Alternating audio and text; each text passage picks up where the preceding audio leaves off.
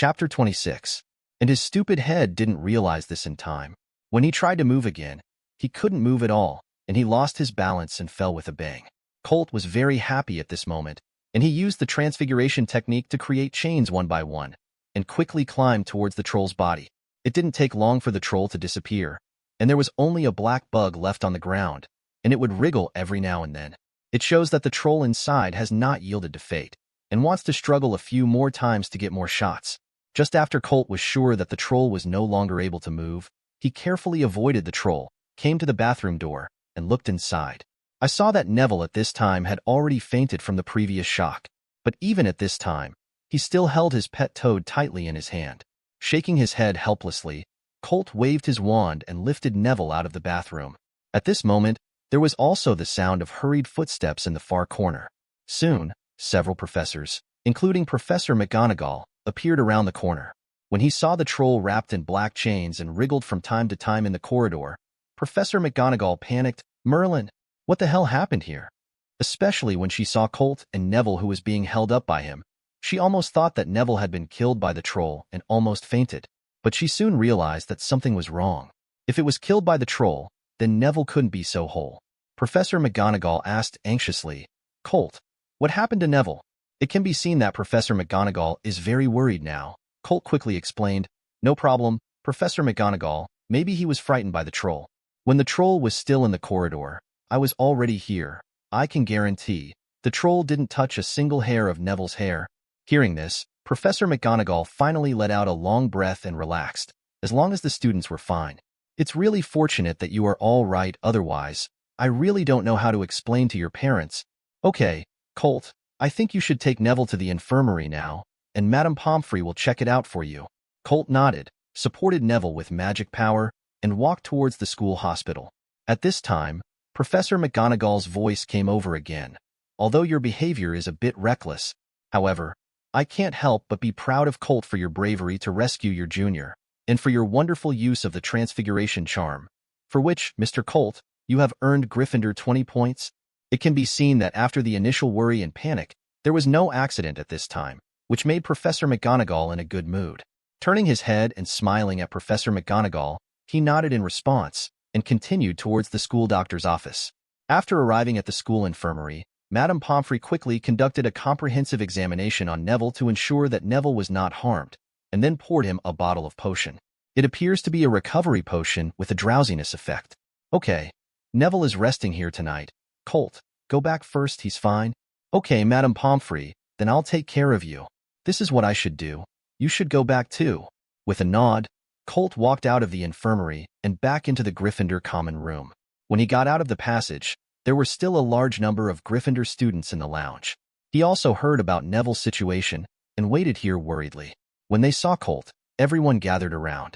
As the prefect in charge of the first grade, Percy was the first to ask, how is it, Colt? Did you find Neville? How is he? He nodded at everyone with a smile, and then said, okay, everyone, don't worry, Neville is fine, but he was a little frightened. Now he is in the school medical room, and Madame Pomfrey is taking care of him. Colt's answer made everyone heave a sigh of relief. Although Neville was usually stupid, his popularity was actually quite good. You can see that there are so many people who care. After confirming that Neville was fine, everyone was relieved. Those who didn't want to go to sleep just sat in the common room and chatted with friends. Those who were already sleepy went back to the dormitory to rest. This Halloween night, it was just like that. Then into November, the weather starts to get cold, and if there is no good weather, few people will go out for a walk. The first Quidditch Cup match of the school year begins on Saturday, the first week of November. And this school year started with the Quidditch Cup kicked off by two long feuding academies, the Gryffindor and Slytherin teams. The week leading up to the game had been a total disaster for Harry, because Captain would ask all players to train every minute. At this point, even Colt was not immune. However, at least he will not worry about the numerous after-school homework, and he can always finish the homework in the shortest time. For this, even the Weasley brothers, who also studied well, are envious to the point of madness. Often they need more than twice as long as Colt to complete their homework. As for Harry, it was really silent tears. Of course, he also wanted to learn from Hermione's homework, but unfortunately, as a good student, Hermione would not indulge him to do bad things like copying homework. So, Harry and Ronald, a pair of troubled brothers, We'll go to bed very late every day starting from Monday. After a week of waiting, the much-anticipated Quidditch Cup officially kicked off. Before the game, in the team locker room, Colt walked in with several metal leaf-shaped ornaments. Come here. Everyone has a share. This is a special magic item made by me, and everyone will have that one. Hearing Colt's words, the two roommates who cheered the most must be his two roommates. George and Fred ran up first and took one from Colt's hands very curiously. Ben wanted to ask them, what exactly is this, and what does it do for them? When I got the jewelry, I stopped talking, just stared blankly at the gadget in my hand, which was less than half the size of the palm. Chapter 27. After all the accessories were distributed, Colt explained. You should all feel it. Yes, this is a magic item that can keep you warm, like bathing in the sun. You don't need to input magic power, you only need to bask in the sun frequently, and they can always bring you warmth, even in the cold winter. They will not make you feel the slightest cold. How? Isn't it great? Captain Wood also had to admire the magic of the accessories Colt sent. How the hell did this happen? It's really amazing. I didn't feel too many magic fluctuations. How did it achieve the effect? What? However, after asking, he waved his hand again. Forget it, this is not something we should care about. But this thing is indeed very helpful for our next game. Thank you very much. Colt. Colt shook his head indifferently. This is my Christmas present for you, and I won't give it any more.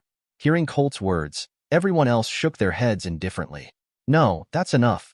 There really isn't a better Christmas present. Thanks, Colt. I am very pleased with this gift. At this time, both George and Fred also remembered that Colt would sneak out the past few nights, presumably making this thing. I was very happy to buckle the jewelry on the clothes, and in an instant, the feeling of warm sunshine spread over their whole bodies. These things were indeed made by Colt in the past few nights. But the effect is also, as he said, just need to bask in the sun to provide permanent sunshine-like warmth. After all, this is a magic circle drawn using a little sap of hibiscus leaves. Because of the characteristics of the hibiscus tree, only sunlight is needed to replenish energy for the operation of the magic circle. The same thing, Colt also handed over to Penelope and Hermione. Of course, theirs is not the same as these shoddy things. It was directly attached to the ring that was given to them by Colt, and it was only necessary to wear the ring to provide the same effect. Moreover, it can absorb the strong sunlight into the ring and store it in the summer, so it has an additional effect of avoiding the heat, which is very practical. Okay, everyone quiet down, lads. Would walk to the center of the locker room and cough to get everyone's attention to them. And the girls. Wood's words made Angelina somewhat dissatisfied and added. Wood hurriedly added, yes, there are girls. There are 3 girls inside, and 2 of them will play in the next game. He didn't want to affect the girls' performance because of such a small problem. Then, before Wood could speak, George on the side said, this important moment. Fred on the side continued the next sentence tacitly, the moment we all have been waiting for. Looking at Harry, who was a little deceived, Fred explained very naughty, we are already familiar with Wood's speech. We were on the team last year. This annoyed Wood and he snapped. Shut up, you two. After the 2 of them shrank their necks and quieted down, Wood continued. This is the best team in Gryffindor for so many years. We will win, I know. However, George, who was on the side, began to whisper again. Actually, when we joined last year, he also said the same. At this time, Colt coughed softly, intending to make them pay attention to Wood's expression, otherwise, they might be miserable. But the twins would get it wrong, and George added, of course, it's mainly Colt. Yes, you may not have felt it in the previous training, but you will find out later. This time, Colt couldn't help them either. Wood roared like a giant dragon. Listen to me, the 2 of you. If you lose today's game, let your younger brother be mentally prepared to take you to St. Mungo's for recuperation. After speaking, he didn't intend to continue talking, grabbed his broom, pushed open the door, and strode towards the outside court. Looking at the dumbfounded 2 people, Colt shook his head helplessly and patted the 2 of them on the shoulders.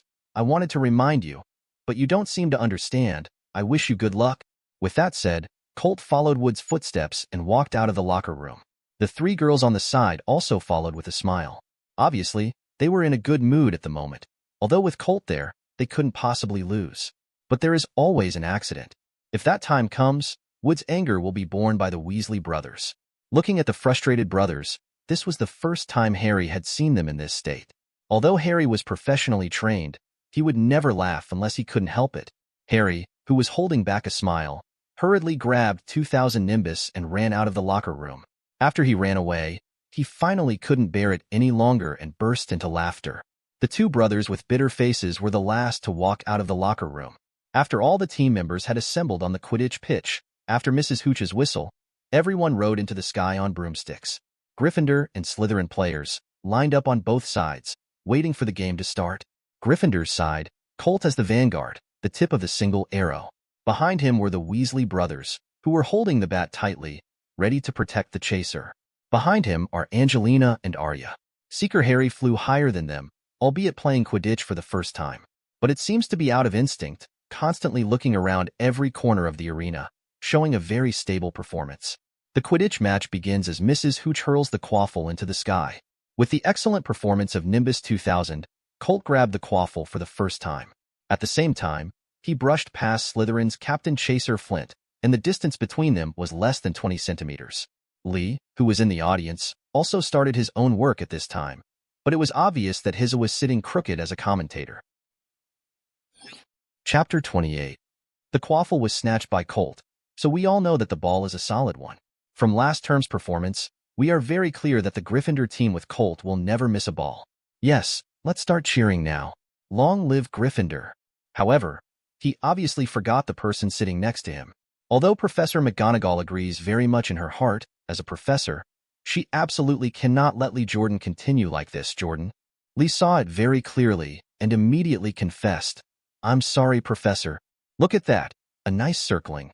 Colt managed to get around a side interception. Look, Colt's quaffle shot. It was a beautiful pitch. It's a shame that Quidditch didn't have a three-pointer. Otherwise, Colt would have scored 30 points. It's a long shot, but obviously Colt is very confident. Look, goal scored. Gryffindor got the first goal. It's 10-0. Gosh, it's just incredible. How long has it been? Are there 10 seconds? Have it?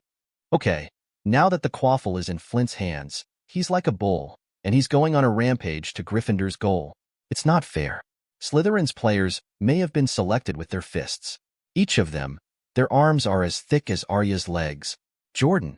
Okay, now we can see that Flint is pitching too. Very good, what a great move. Wood broke the ball. Look, he threw the ball to Angelina, who is also a very good chaser, and she's also very charming. But before Jordan could finish speaking, Professor McGonagall's sharp-edged eyes shot over, making him immediately calm down. For Jordan's commentary, Professor McGonagall was really tired. Every time there was a game about Gryffindor or Slytherin, she had to sit down and stare at him. Otherwise, it would be a disaster. Oh, watch out. Gosh, that must hurt. Angelina, who got the ball and ran towards Slytherin, did not pay attention and was hit in the arm by a bludger, and the quaffle was stolen by Slytherin's players. Although a little angry, she quickly adjusted her emotions and turned around to chase the quaffle. Colt is also rushing towards that at this time, trying to break the quaffle. What happened to Angelina was quickly reported to Slytherin's chaser. The Weasley brothers are still very good at the batter position. Jordan threw a bludger that was flying towards him and a stick to the Slytherin player with the quaffle, which hit him directly in the back. Under the pain, he instinctively let go of the quaffle, and Angelina, who had been following him, easily snatched the quaffle. Seeing this, Colt on the other side also turned around and followed to escort Angelina. With the cover of Colt and Arya, this time Angelina successfully used a feint a shot, and put the quaffle in her hand into Slytherin's basket. Very nice fake. Tricked the goalkeeper into scoring successfully. Now that the quaffle is back in Flint's hands again, Gryffindor is already 20 points ahead, and it seems that Flint is in a hurry. Lee teased very immorally. This prompted protests from students in the Slytherin seats. However, the microphone was in Lee's hands, so he didn't care about it. But there is one person's opinion, and he has to consider it. Seeing Professor McGonagall's murderous gaze, he immediately corrected his attitude. Okay, now it's Slytherin's purse with the ball, and he's rushing towards the Gryffindor goal at an unrivaled speed. Wait, what is that? At this time, Lee pointed in one direction and said incredulously, "Is that a snitch?" Lee's words caught everyone's attention. Percy, who was still rushing towards the Gryffindor goal, forgot his own job now, and his eyes were fixed on the golden figure next to his head. It's just a pity that he's not a Slytherin seeker. It seems that it is not just him. Other players are all looking at the golden snitch. At this time, Harry also noticed the figure of the golden snitch, pressed the broom, and rushed towards this side. Higgs, who was Slytherin's seeker, charged towards the snitch almost at the same time. At the beginning, the two were still neck and neck, But the performance of the broomstick played a very important role at this moment. Harry quickly overtook him and charged quickly towards the snitch. At this moment, a very large figure suddenly bumped towards Harry, almost knocking Harry off the broom. Foul! Gryffindor's audience almost formed a very agreeable pace, and everyone stood up and roared. Just as Harry was hit, the whole court moved. Gryffindor, led by Colt, and Slytherin, led by Flint, instantly confronted each other. At this time, Mrs. Hooch, who was the referee, rushed over and flew to the middle of the two teams to stop the possible fight in time. Give me peace of mind now. Gryffindor free throws. Although they were very unwilling, they had no choice but to do so first. Harry, be careful next time, and avoid Slytherin's black hand. Withstood Harry, Fred flew away with a club. Colt got the quaffle, a very fine spin, and easily threw the quaffle into Slytherin's goal. The score is now 30-0. Off the field, after 2 corrections by Professor McGonagall, Lee finally continued to explain in a relatively fair language. The game is still going on, and the fight between the two sides is very fierce. However, Harry, who was flying at a high position above, had an unexpected situation at this time. There seemed to be something wrong with his broom, and it was beating erratically, as if vowing to throw Harry off. And Harry's condition quickly attracted the attention of many people. After all, the proportion of Quidditch seekers was very heavy. Naturally, many people paid attention to the seeker's condition. Colt and others on the field are still fighting very fiercely with Slytherin. By the time they found out about Harry's situation, it was a few minutes later. Chapter 29. When Colt saw this, he instinctively looked at the audience, which was exactly what he thought. Quirrell was staring in Harry's direction, mumbling something. Colt, who didn't have time to think about it, only had time to say, "You guys continue the game." Harry handed over to me and soared into the sky. Colt didn't approach Harry recklessly. He remembered that when the Weasley brothers tried to approach in the original plot, Harry's broomstick flew higher, which would only make Harry more dangerous. Colt flew to the same height as Harry, then shouted in a loud voice, "Harry, don't try to force your broom. Grab your hands, cross your legs, follow the broom, and let it carry you. Move, don't be thrown off." Harry apparently heard him too, and quickly adjusted his body, grasping as tightly as he could, wrapping his legs around the broom. After changing his response method, Harry could clearly feel that this situation didn't seem to be so difficult to deal with. At least, he wouldn't risk being thrown at any time. Colt finally breathed a sigh of relief after watching Harry settle down. Although he still remembered that Harry would have an accident in the first Quidditch, but when the game started, because he was one of the contestants himself, he really forgot about it. Harry, who had stabilized, persisted for a few more minutes, and finally felt that the broom under his butt was back to normal. It was at this moment that he saw a golden light in his eyes, and before he could say a word, he pressed the broom and swooped down. Looking at Harry's back, Colt smiled, and it seemed the game was over. After diving for a distance, Harry began to cover his mouth with his hands. When he was about to reach the ground, Harry suddenly lifted the broom, made it steady, and landed on the ground. After a burst of vomiting, Harry finally spit out the snitch from his mouth. Very proud to hold the golden snitch high, and this also means that this Quidditch match with many twists and turns has officially ended. The score of this game was finally fixed at 200-30.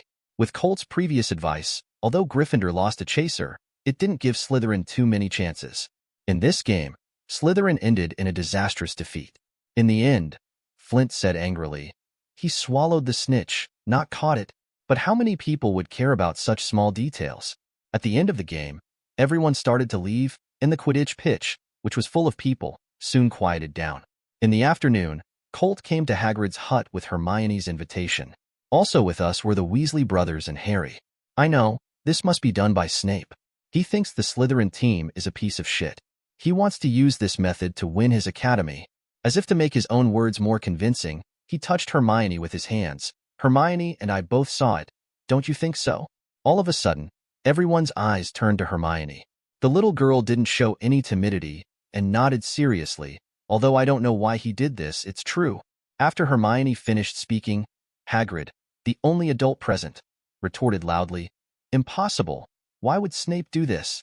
Seeing Hagrid's disbelief, the three of Harry looked at each other, and Harry finally spoke up. "We discovered some of his secrets. On the night of Halloween, Snape didn't follow the other professors to find the troll, but went to the 4th floor. He was obviously bitten by the big 3-headed dog." Hearing Harry say that, Hagrid slammed the teacup in his hand on the table. How did you know about Lu Wei? Obviously, Harry and the others knew more than they should know. At this time, both George and Fred, who were still hunting for treasure in Hagrid's hut, turned their heads. What, you mean, there are three-headed dogs in that place on the 4th floor? My God, we didn't go and explore there. No way. I thought it was just a trap, trying to catch our trap. Yes, it's been a long time since the professor caught us. Even if they know, we often visit Hogwarts Castle at night. The two who said so also high-five each other to celebrate. In this regard, Hagrid could only helplessly roll his eyes, and he had a deep understanding of the worry of these two guys. Of course, there is Colt, but at least Colt has enough strength to ensure its own safety, and Colt is sensible. Lu Wei? You mean that the three-headed dog is called Lu Wei? Harry quickly brought the topic back to the main topic. Otherwise, they didn't know where it would go wrong. Then they would have no way to get more information. Yeah, Lu Wei. Hagrid tilted his head indifferently. Since he had already said it anyway, then he said it was fine, and Harry and the others would ask questions. It's mine. Bought it last year from a Greek guy I met at the hotel, and I lent it to Dumbledore to keep it. But apparently, Hagrid said too much, accidentally said exposed mouth. What? What is it? Harry asked quickly. Hagrid was annoyed, but not at Harry, but at himself, his mouth really out of control. Okay, don't ask anymore, I won't say it, that's the #1 secret, understand? It's a secret that can never be told.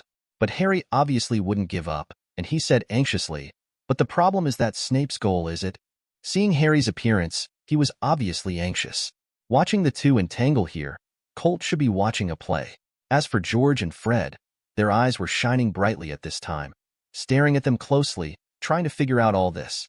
Colt was sure that both of them had a plan in their minds now on how to get into that room. Hagrid couldn't care about the others at the moment. He was staring at Harry, trying to reverse Snape's image in Harry's eyes. Stop talking nonsense. Snape is a professor at Hogwarts, and he would never do something like that. But if that's the case, there's no reason he'd want to kill Harry. Hermione's image of Snape was equally bad now. Chapter 30. Although it was bad before, this time, it was clear that Snape's last position as a professor was completely overturned. I've seen information on this, wanting to cast a curse on a person or object, to be able to recognize it, keep their eyes connected to them. That's what Snape did at the time. Staring at Harry, blinking don't blink. Hagrid is also very annoyed at this time. He really doesn't understand. Why can't these children trust the teachers in the school? I'm telling you, you're wrong. I don't know what happened to Harry's broom, but Snape would never kill Harry. Now, listen to all three of you. Hagrid could still see clearly, something about Snape. And the room on the 4th floor, which was only touched by the three Harry, Colt, and the others didn't pay attention to this. You are meddling in things that have nothing to do with you. It is very dangerous, and now I want you to forget all this. Forget about the room on the 4th floor. Forget about the dog in it. This is between Professor Dumbledore and Nicole LeMay. Well, he seems to be showing his mouth again. At this time, Hagrid really wants to give himself a big pocket. What's more, it seems that the three of Colt are also interested in this matter. Hagrid is really desperate. He leaned back weakly on the back of the chair and covered his face with his hands. At this moment, his heart was dead, so he shouldn't have opened his mouth. By this time, the six also knew that it was absolutely impossible for Hagrid to continue talking. But Colt had something to say. Okay, let's talk about Professor Snape first. As Hermione said before, you should all know the conditions for casting the curse. Seeing the three nodding, Colt continued. However, she only considered one aspect, and another aspect, that such a situation would occur. Hermione obviously did some research and immediately thought, you mean casting an anti-curse as opposed to a curse? That's not right. After I stopped Professor Snape from casting the spell, Harry's broom went back to normal. Hermione obviously didn't believe Snape was casting a counter-curse. Colt shook his head and continued. Yeah, that was the situation at the time. Roughly, but you didn't notice that before that. When you passed Quirrell, you just pushed him down. And you know what? I just happened to see two people in the sky, staring at Harry with their eyes fixed on Harry, with words in their mouths. Everyone present, including Hagrid, showed an incredible look. Out of prejudice against Snape, Harry immediately retorted, it's impossible. Maybe it's Snape's curse and Professor Quirrell's counter-curse? That's true, isn't it? Harry, you shouldn't judge what happened this time just because of what Professor Snape has done on a daily basis. However, seeing Harry's dissatisfied expression, Colt scratched his head in distress and finally decided to say it directly. Well, It looks like you wouldn't believe it, Harry, if I didn't make it clear. You know what? Harry, you and your dad really think, whether it's that reckless personality or your Quidditch talent, but there's one thing in you, but it's completely inherited from your mother, your eyes. Harry, confused, scratched his head, wondering what Colt meant when he suddenly said this. Colt didn't give Harry time to ask questions and continued to speak. You may not know, in fact, your mother was supposed to be a pair with Professor Snape. If that's the case, maybe now you shouldn't be called Harry Potter, it should be Harry Snape. Having said that, Colt also smiled and glanced at Harry's face as if he had eaten a dead fly. Thinking that Colt was joking, Harry stood up and growled, "Colt, don't make fun of my parents." Colt smiled at this and didn't react to Harry's attitude, but continued, "You know what? Your mother was a witch from the world of ordinary people, just like Hermione." Having said that, Colt glanced at Hermione. And she was lucky enough to meet a half-blood wizard who was about to enter Hogwarts, and that person was Professor Snape. They were together for a long time before school started. That's when Professor Snape fell in love with your mother, Lily Evans. Was that the name? As Colt continued to descend, Harry also began to realize something at this time, and no longer glared at Colt because of what he said before. Harry just nodded silently, indicating that he was right. It all started with the Hogwarts Express we were on. Your father, James Potter, was drawn to your mother the first time he saw her, and, like Draco, gave Lily and Professor Snape a high-spirited lecture. I think you should have a good understanding of the mood of your mother and Professor Snape at that time, but your mother and Professor Snape, not like Hermione, took out their wands and fought back, because there were other people with him at the time, like Draco. Your father also had helpers. His name was Sirius Black. What? How is this possible? This time, it was no longer Harry who interrupted Colt, but the three Weasley brothers beside him. Colt didn't mean to blame them, just squeezed his hands and made them sit down. The three who knew they had lost their way sat down a little embarrassedly and smiled apologetically. In the later sorting ceremony, your father and mother were assigned to Gryffindor, while Professor Snape was assigned to Slytherin.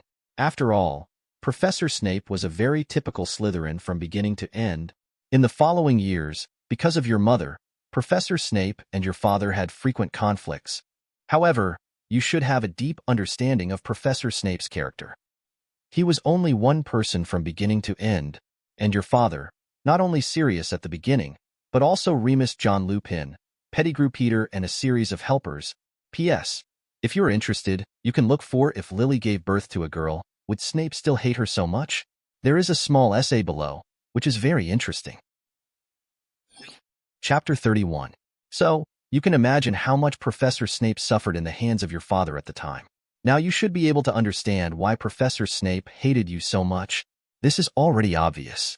At the beginning, Colt also said that Harry is very similar to his father. This is obviously a drama of father's debt and son's repayment. Some helpless nodded. Harry was also very helpless at this time.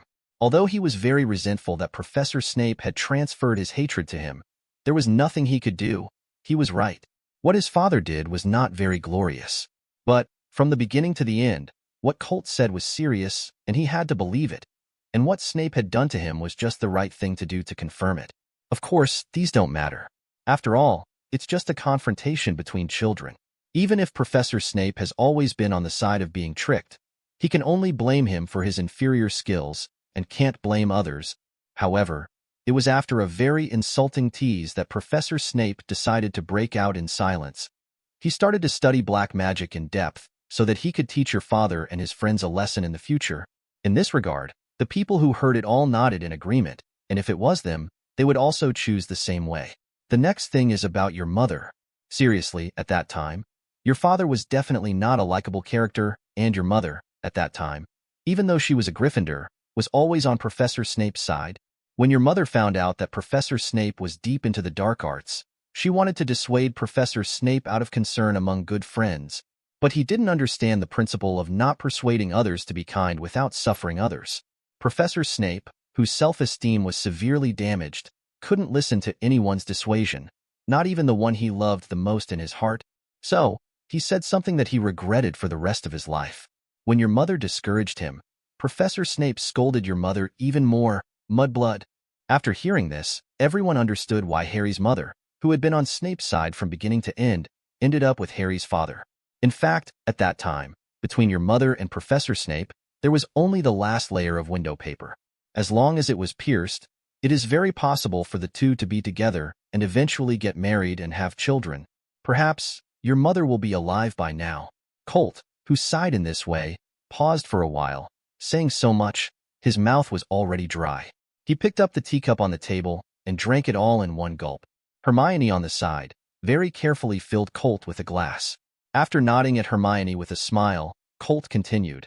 It was also from this time that the two people who were childhood sweethearts began to deviate from their life trajectories, and they became farther and farther apart.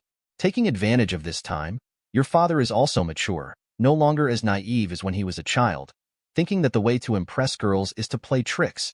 You should be able to imagine after that, your father and mother finally came together. By this time, Harry still didn't understand all of this. If he really didn't understand, his brain must be made of a piece of tofu. After they both graduated, your parents joined Professor Dumbledore's camp because of the situation in the magical world at the time, and Professor Snape, of course, joined Voldemort's camp. Colt could clearly notice that when he said the name Voldemort, everyone except Harry shuddered, obviously afraid of the name, which made his brows furrowed. Professor Snape's talent is very high. This is not only reflected in his professional field potions, but even in the study of black magic, his talent is also outstanding. Soon, he has a high status among the Death Eaters. If nothing has changed, maybe now, the situation in the magic world is still tit-for-tat between Voldemort and Professor Dumbledore. However, it all changed because of a prophecy. At this time, everyone present knew that it was the prophecy about Harry. You may not have seen the prophecy, that is, Professor Trelawney, the professor of divination in our school. To be honest, this is the only major prophecy known to her about her ability to predict. Of course, I'm definitely not saying that Professor Trelawney is not. After all, true prophecies themselves are very rare. Colt also laughed when he said this, but obviously he couldn't laugh when he heard the others here. Just reluctantly twitched the corners of his mouth and looked forward to the follow-up of Colt. Okay, I'll continue. Looking at the expectant eyes of several people, Colt was also helpless. There are actually 2 children involved in this prophecy. What? How come? Is that impossible? It's true. Another possible son of prophecy, at our school. You know him, Neville Longbottom? No way. I know it's wrong to say that, but I think he... Hermione didn't continue, but everyone else understood what she was trying to convey. But Colt shook his head. You may be a little disappointed with Neville's performance, but it's not actually his fault. There are more reasons, which I'll talk about later. Voldemort at the time recognized you. For this reason, you may not know the name of the Order of the Phoenix led by Dumbledore. Hagrid should know very well. Of course, your parents, as well as your parents, are members of the Order of the Phoenix. One, as well as Neville and his parents and many, many others, are men of lofty ideals willing to accompany Dumbledore against Voldemort. Voldemort has been looking for you for over a year since then. This news was naturally known to Professor Snape. Although he has been studying black magic and potions since he became a Death Eater, this cannot be eliminated. His deep love for your mother. So, for that he even found Professor Dumbledore, who was willing to be Professor Dumbledore's spy among the Death Eaters. Chapter 32. You should all know what a dangerous job this is. Once Voldemort finds out that it is wrong, you will lose your life at any time. Voldemort will not tell Professor Snape any evidence. In this regard, everyone nodded in agreement. It was the truth. And Professor Snape's only request, or should be said, is a request, a humble request, to protect your mother. Harry, can you understand Professor Snape's feelings? Harry nodded at first, but immediately shook his head. For him who was only 11 years old, although he could feel that feeling, he had no way of understanding what love was. It doesn't matter. You will understand how Professor Snape feels when you have someone you like in the future. He was truly able to give his life for your mother. However, from the current point of view, the result is obviously not good. Professor Dumbledore has not been able to fulfill Professor Snape's request. What's going on here? It's impossible for anyone other than the parties to understand, even me. The very night your parents were killed and Voldemort disappeared, almost in front of and behind, Professor Snape came to your house at the time, and all he saw was your mother's cold corpse. No one can understand how desperate Professor Snape was at the time. For this reason, he even put his wand to his neck, trying to end himself and accompany your mother. I think I said so much. You should understand. Having said that, Colt put his hand on Harry's shoulder and said firmly, "Trust me, Harry, if there is anyone in this world you can trust, then there is no doubt that it is Professor Snape. He is absolutely capable of the one who gave his life for you. No one can match him at this point." But isn't Professor Snape still alive now? Obviously, the deep-rooted impression of more than 2 months still made Harry reluctant to believe, even though he had completely believed everything Colt said in his heart. That's because Dumbledore showed up, and he just said a word to make him give up the idea of suicide. You want to know, what did Professor Dumbledore say? Not only Harry was curious, but everyone else was also curious and wanted to know the answer. You, Harry Potter, are your mother, the only child left in this world, and the child she is willing to protect with her life. You still need him. The protection of Professor Snape, do you understand now? Harry, anyone can doubt Professor Snape. But you, Harry, you can't, because the only hope for Professor Snape's life is you. Hearing Colt's heavy words, Harry was silent for a while. He didn't know what his heart was feeling, so he could only answer with silence. At this time, Hagrid also suddenly opened his mouth and said something, which proved that what Colt said was true. No wonder your mother was lying on the sofa with a serene expression when I went to pick you up. It turned out that Professor Snape had already come before. With this quote from Hagrid, no one doubts what Colt is saying is true. But Colt, how did you know all this? It feels like you've been through it yourself. Hagrid's question caught everyone's attention at once. At this time, Colt is also a little numb. Does he want to say that he has really seen it with his own eyes? He saw it in a book called Harry Potter? Fortunately, he already had an explanation for this. You may not know. This was referring to the 3 Harry and Hagrid. But George and the others know that in Hogwarts Castle, there is a place called the Room of Requirement, and that place is very magical. In it, there is a room for hiding things, and there are all kinds of things in it, which can almost be filled with the whole Quidditch pitch. There's a variety of things in it, and that's where I found some intermittent records and put them together to form the story I'm telling. But I'm 80% sure that everything I've said is true. Of course, if you have any questions, Harry, you can also ask Professor Snape or Professor Dumbledore. I think you, as her son, have a right to know about your mother. All of this was true, and Colt wasn't worried about Harry going to Professor Dumbledore for confirmation. As for why it wasn't Professor Snape, Harry wasn't stupid, even though he had motherly eyes. But he even bears his father's face. If you really asked in a daze, death wouldn't be possible, but Professor Snape still didn't know how to deal with him. Now, even Hagrid didn't have any doubts. Everyone sat down and began to digest the gossip about the story in their minds. Although Colt is really cool when speaking, this kind of spoiler-like feeling is really addicting. But now that the talk was over, Colt had to start thinking about a problem too. If Professor Snape finds out and exposes all of his past, will he directly give himself an Arvada to eat? So, absolutely can't let Snape know that he said it all. So, Colt said quickly, everything we said today must not be leaked. You know, although Voldemort has disappeared now, it does not mean that he is really dead. Also, even if he is dead, his minions, those Death Eaters are not dead, and a large part of them are even at large outside. If they knew Professor Snape's identity, then Professor Snape would be in danger, and Harry would also be in danger. So, do you understand? You must not let anyone else know about this. At this time, everyone also realized the seriousness of this matter, and nodded directly. Don't worry, we will never say a single word. Well, yes, absolutely can't say it. If such a great Professor Snape is killed by others because of us, then we will definitely have a bad conscience. P.S. If you're interested, you can look for if Lily gave birth to a girl, would Snape still hate her so much? There is a small essay below, which is very interesting. Chapter 33. However, this still didn't reassure Colt. After thinking about it, he looked at Harry again and said, "Do you still have any doubts about the veracity of the story I'm telling?" Harry has now fully digested the ins and outs of the whole thing, and doesn't think there is anything fake. It was Colt who lied to him, so he nodded. "I believe what you said, and you have no reason to lie to me, no?" Well, in order to keep this secret and for the safety of Professor Snape, I think we should use a magic to protect this secret. What do you think? When Colt said this, everyone had a little bit of doubt. Not that Colt would be bad for them, but worried. Such a profound magic. Can Colt really do it? But don't have any surprises by then. Colt, who noticed this, pretended to be helpless and said, "There's no way. I'm not worried about the others, it's just..." When he said this, Colt gave Hagrid an embarrassed look. So people suddenly realized that there is still a big mouth here.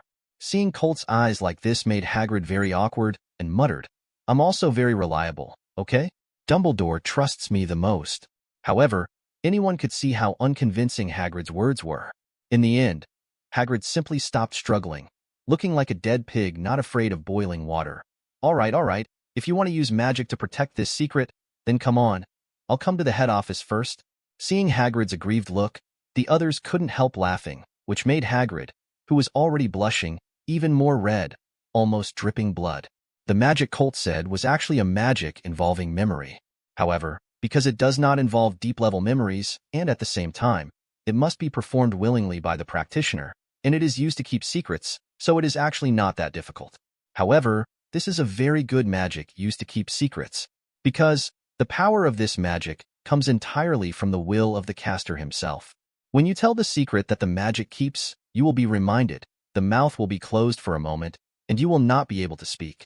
This is to prevent you from unknowingly telling secrets that you need to keep. And then, whether or not to keep the secret depends entirely on one's own will. If you don't want to say it, and your will is extremely firm, then, even if you are cast legitimacy at this time, the other party will never be able to get a little bit of the secret. However, if you are more swaying yourself, or want to say it, then soon the limitations of not being able to say it will disappear, and you can say it directly. After understanding how this magic works, everyone breathed a sigh of relief. In this way, this magic itself is not dangerous, and it can even be said to be a very pure white magic. Thanks to Colt's actions, very quickly, everything they talked about here today and heard everything was sealed up, and everything they said in Hage's hut today, without their intentional disclosure, no one else wants to know a word. Who? Colt, who sighed in relief, finally saved his dog's head. "Okay, it's done. Well, I also want to know what you said before about Neville, okay?" Harry said hesitantly. In this regard, Colt has nothing to say, nodded, put away his wand, and continued to sit down and start the next story. Actually, Neville's birthday is July 30th. Do you still remember that prophecy? When the Savior was born at the end of July, Neville's birth date also matches, right? So, after Voldemort disappeared, at some point, the Death Eaters found Neville's parents and, of course, the young Neville. They used the Cruciatus in the unforgivable curse in front of Neville to torture them into madmen. You may not know that they are still staying in St. Mungo's for treatment until now. Just with the current magic technology, it is almost impossible to recover. As sad as it was, Harry still didn't understand what it had to do with Neville. But he's patient now, so instead of talking, he waits for Colt to continue. Neville's grandmother, that is a strong old man.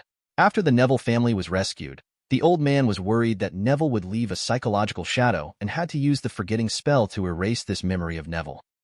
"I see," Hermione exclaimed at this time, but she soon realized that this kind of behavior was very impolite. She stuck out her sweet tongue and smiled apologetically.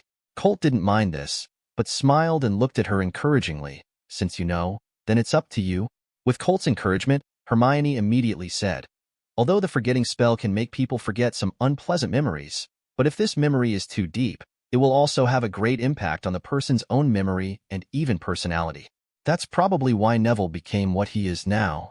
After speaking, she also looked at Colt as if to verify. "That's right." Colt nodded in approval, much to Hermione's delight. Others felt sympathy for what happened to Neville after learning about it. After an afternoon full of secrets at Hagrid's cottage, Colt and the others left before dark for Hogwarts Castle.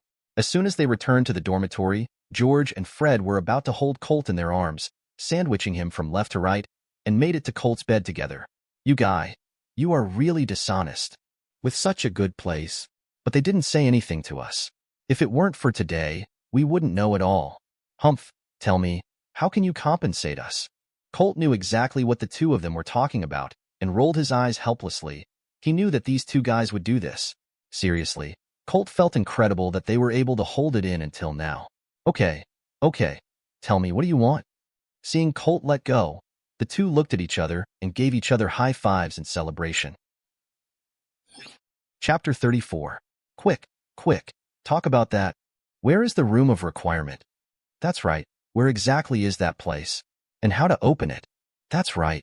Okay, it's on the 8th floor. Remember the tapestry where the troll stick beat Barnabas? It's across from the melon stall. If you want to open it, you just have to go to the room you want. Go back and forth 3 times, and it will form a room that meets your requirements. Colt didn't intend to hide the secret, and now it's no big deal to tell the twins. Yeah, that's really great, George. Fred, I think we're thinking the same thing right now. That's right. Then, the two said in unison, let's have a thrilling night tour. Seeing that the two of them were talking together, they were even more excited to high-five again. Looking at the noisy two people, Colt didn't plan to go on a night tour with the two of them tonight, and the Quidditch game during the day, although he didn't consume much physical strength, but now he just wants me to be in bed and sleep well. Sleep. Seeing this, the two of them didn't have to pull Colt.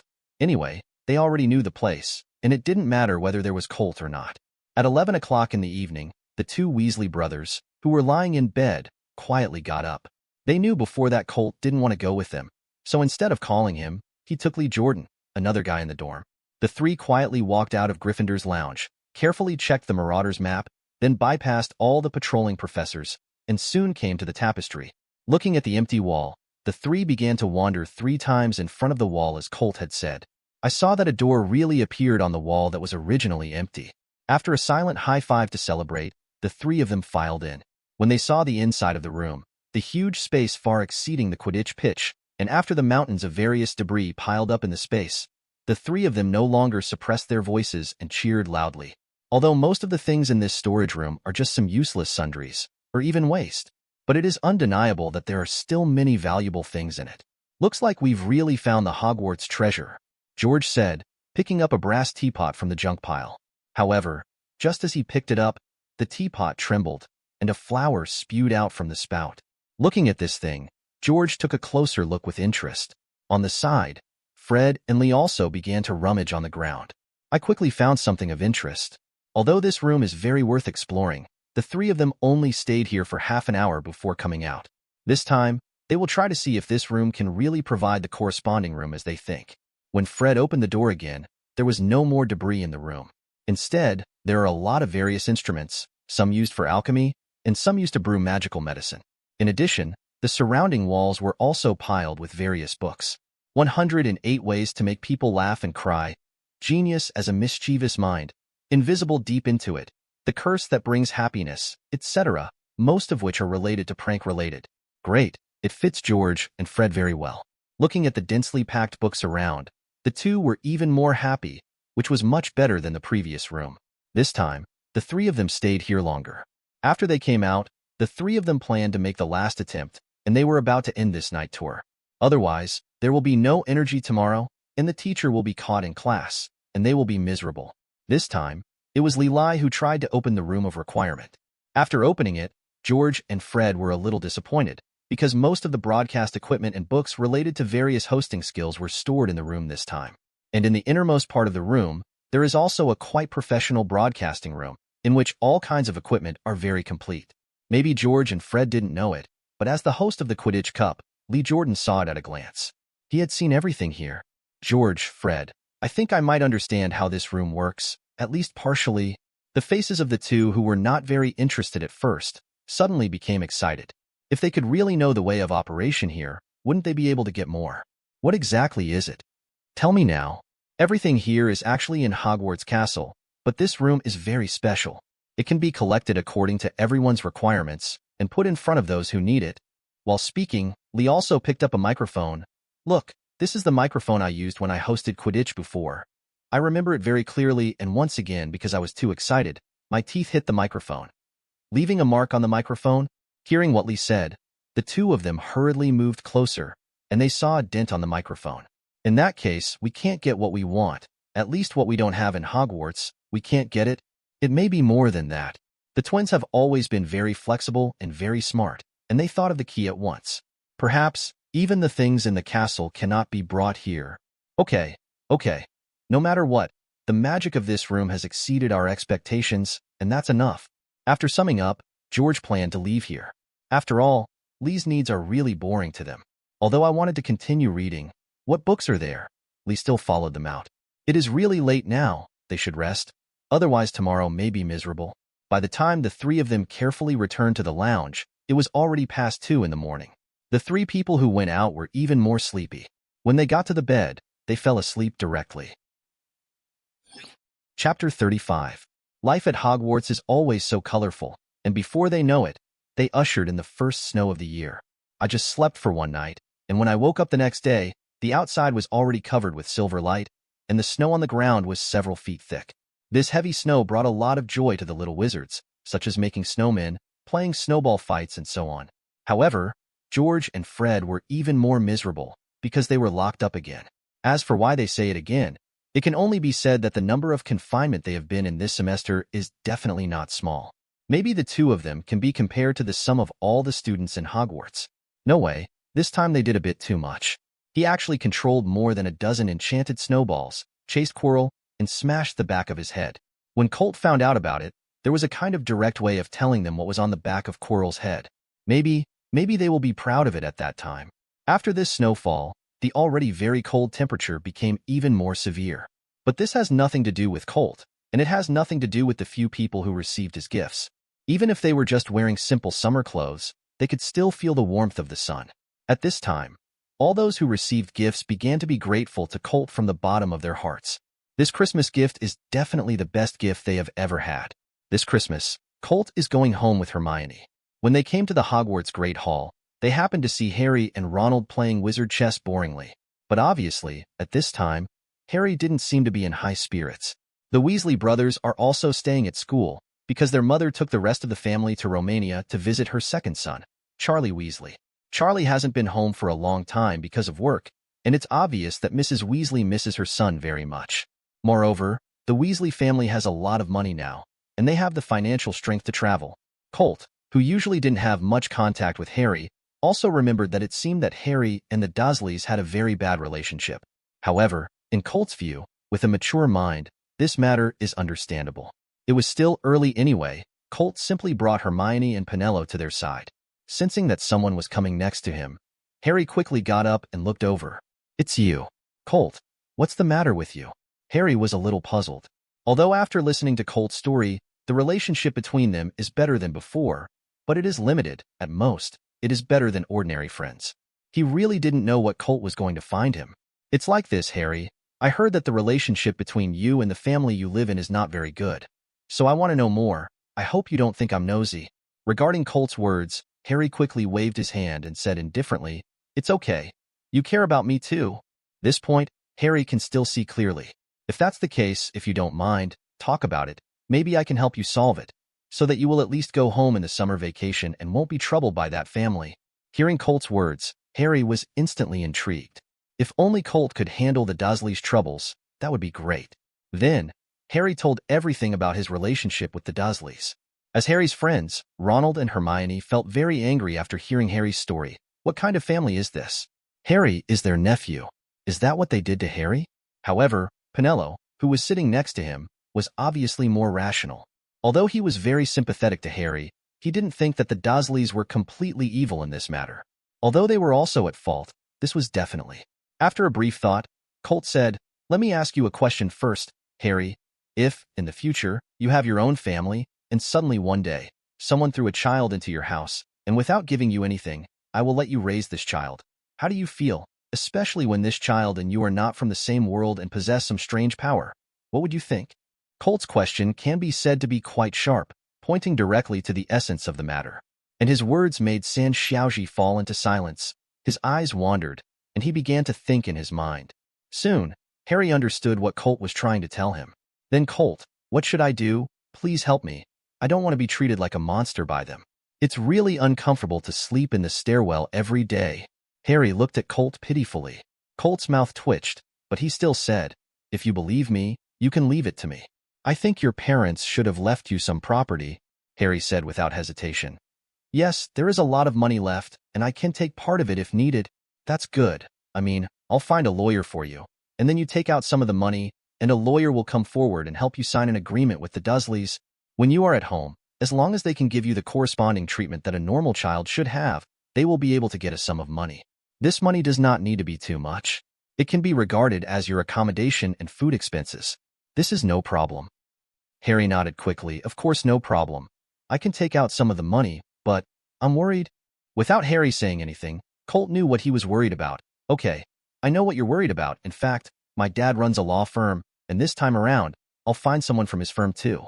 A lawyer. With me here, you won't suffer. Moreover, I will let the lawyers make it clear that if you want money, you must have a standard, and that standard is up to you. Only when you are satisfied can they get the money. Otherwise, there will be no money. Even I can get a lawyer to take them to court. Chapter 36 Help. I think with this restraint, their attitude towards you will definitely not be as bad as before. Having said that, even Harry couldn't say anything else, and if he could spend the summer comfortably, he would still be willing to pay for it. You know, Harry's small treasury is definitely a lot, not to mention that he uses it alone. Even if he has a few more brothers and sisters, it is completely enough, so he is not worried at all. Well, that's settled. I'll go and get the money for you now. Saying that, Harry hurried up the stairs without waiting for the others to react, and rushed towards Gryffindor's lounge. Looking at Harry in a hurry, Colt smiled bitterly. This Harry is really impatient. Penelo, who was on the side, glanced at him and said in a flat tone, "Only with a family like yours, and your parents by your side. And your parents are very understanding people, they won't understand who Harry is. How did you grow up?" Penelo, this is obviously something in his words. In fact, Colt also knew exactly what Penelo was talking about. Because this isn't the first time Colt has accommodated little wizards and their families. And the first adjustment is Penelo's family. Unlike Colt and Hermione, Penelo's family didn't approve of her coming to Hogwarts.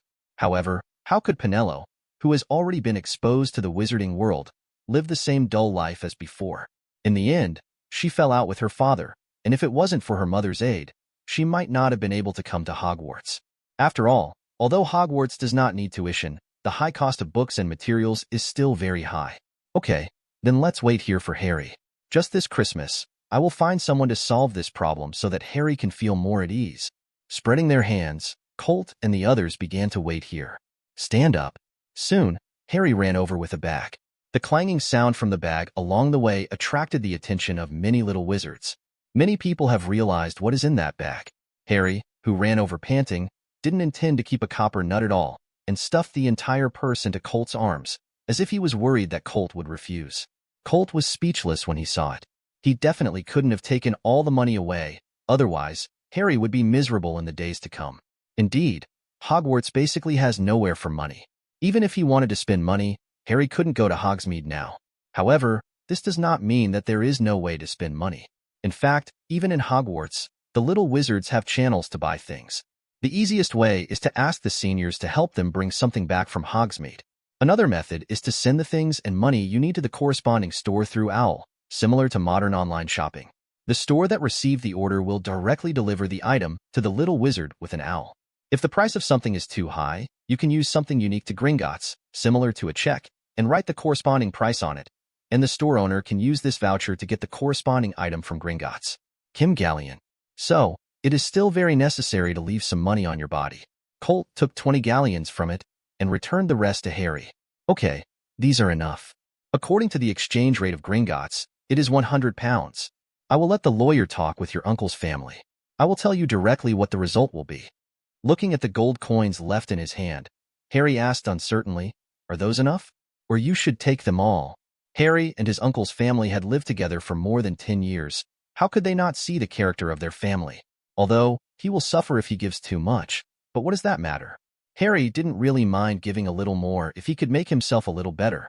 Seeing Harry's thoughts, Colt had to explain it to him in advance, but don't wait to be eaten by his uncle's family. Okay, Harry, that's enough money, and you don't even think about giving them more, so you can live well. You must know that greed is a human's inferiority. If you give too much, they will feel that they can get more, and that will make them gain more and go against your idea. So, after the lawyers have negotiated with them, after you go back to that house, just live your own life every day. If they criticize you in any way, you don't need to be polite. If you don't want to say it yourself, you can contact a lawyer directly, and a lawyer will help you negotiate, and they are absolutely professional in this regard. After thinking about it, Harry felt that it really made sense, so he nodded. Well, I'll listen to you. Colt is really thankful for you. Colt smiled and patted Harry on the shoulder. It's nothing. We're friends, aren't we? Okay, it's almost time. We're going to catch the car, so let's go first. See you. Saying goodbye to Harry and the others, the three of Colt took a carriage that was already at the gate of the castle and headed for Hogwarts Station. As soon as she got into an empty carriage, Hermione looked ahead in amazement and sighed. It's really amazing. These carriages can actually move forward by themselves. As a prefect, Penelo knew something about this. but she didn't wait for her to explain. Colt on the side said directly, "Of course not. The fronts of these carriages are all pulled by yestrels, but you can't see them." This time, it surprised Penelo for a while, and couldn't help but ask curiously, "How did you know this? Could it be that you can see these yestrels?" Colt nodded. "Yes, my eyes are a bit special, and I can see these guys directly. Seriously, besides being skinny, thestrals are quite handsome." It seems that he heard Colt's words, and the yestrels in front of their carriage made a comparison, and the pace of their feet seemed to have sped up a little. "Oh, so that's the case. I thought you saw death with your own eyes." Penelo sighed with relief. After all, witnessing death with your own eyes is definitely not a good thing. Chapter 37. Especially for children, they see images of death, in most cases, when their loved ones have passed away. The three chatted along the way, and soon came to the station. Riding the familiar Hogwarts Express, this time, the three of them rode in the same box, and they talked and laughed happily along the way. After the Hogwarts Express stopped, everyone got off the train and saw Hermione's parents and Colt's parents at the station. Only Penelo, only her mother came.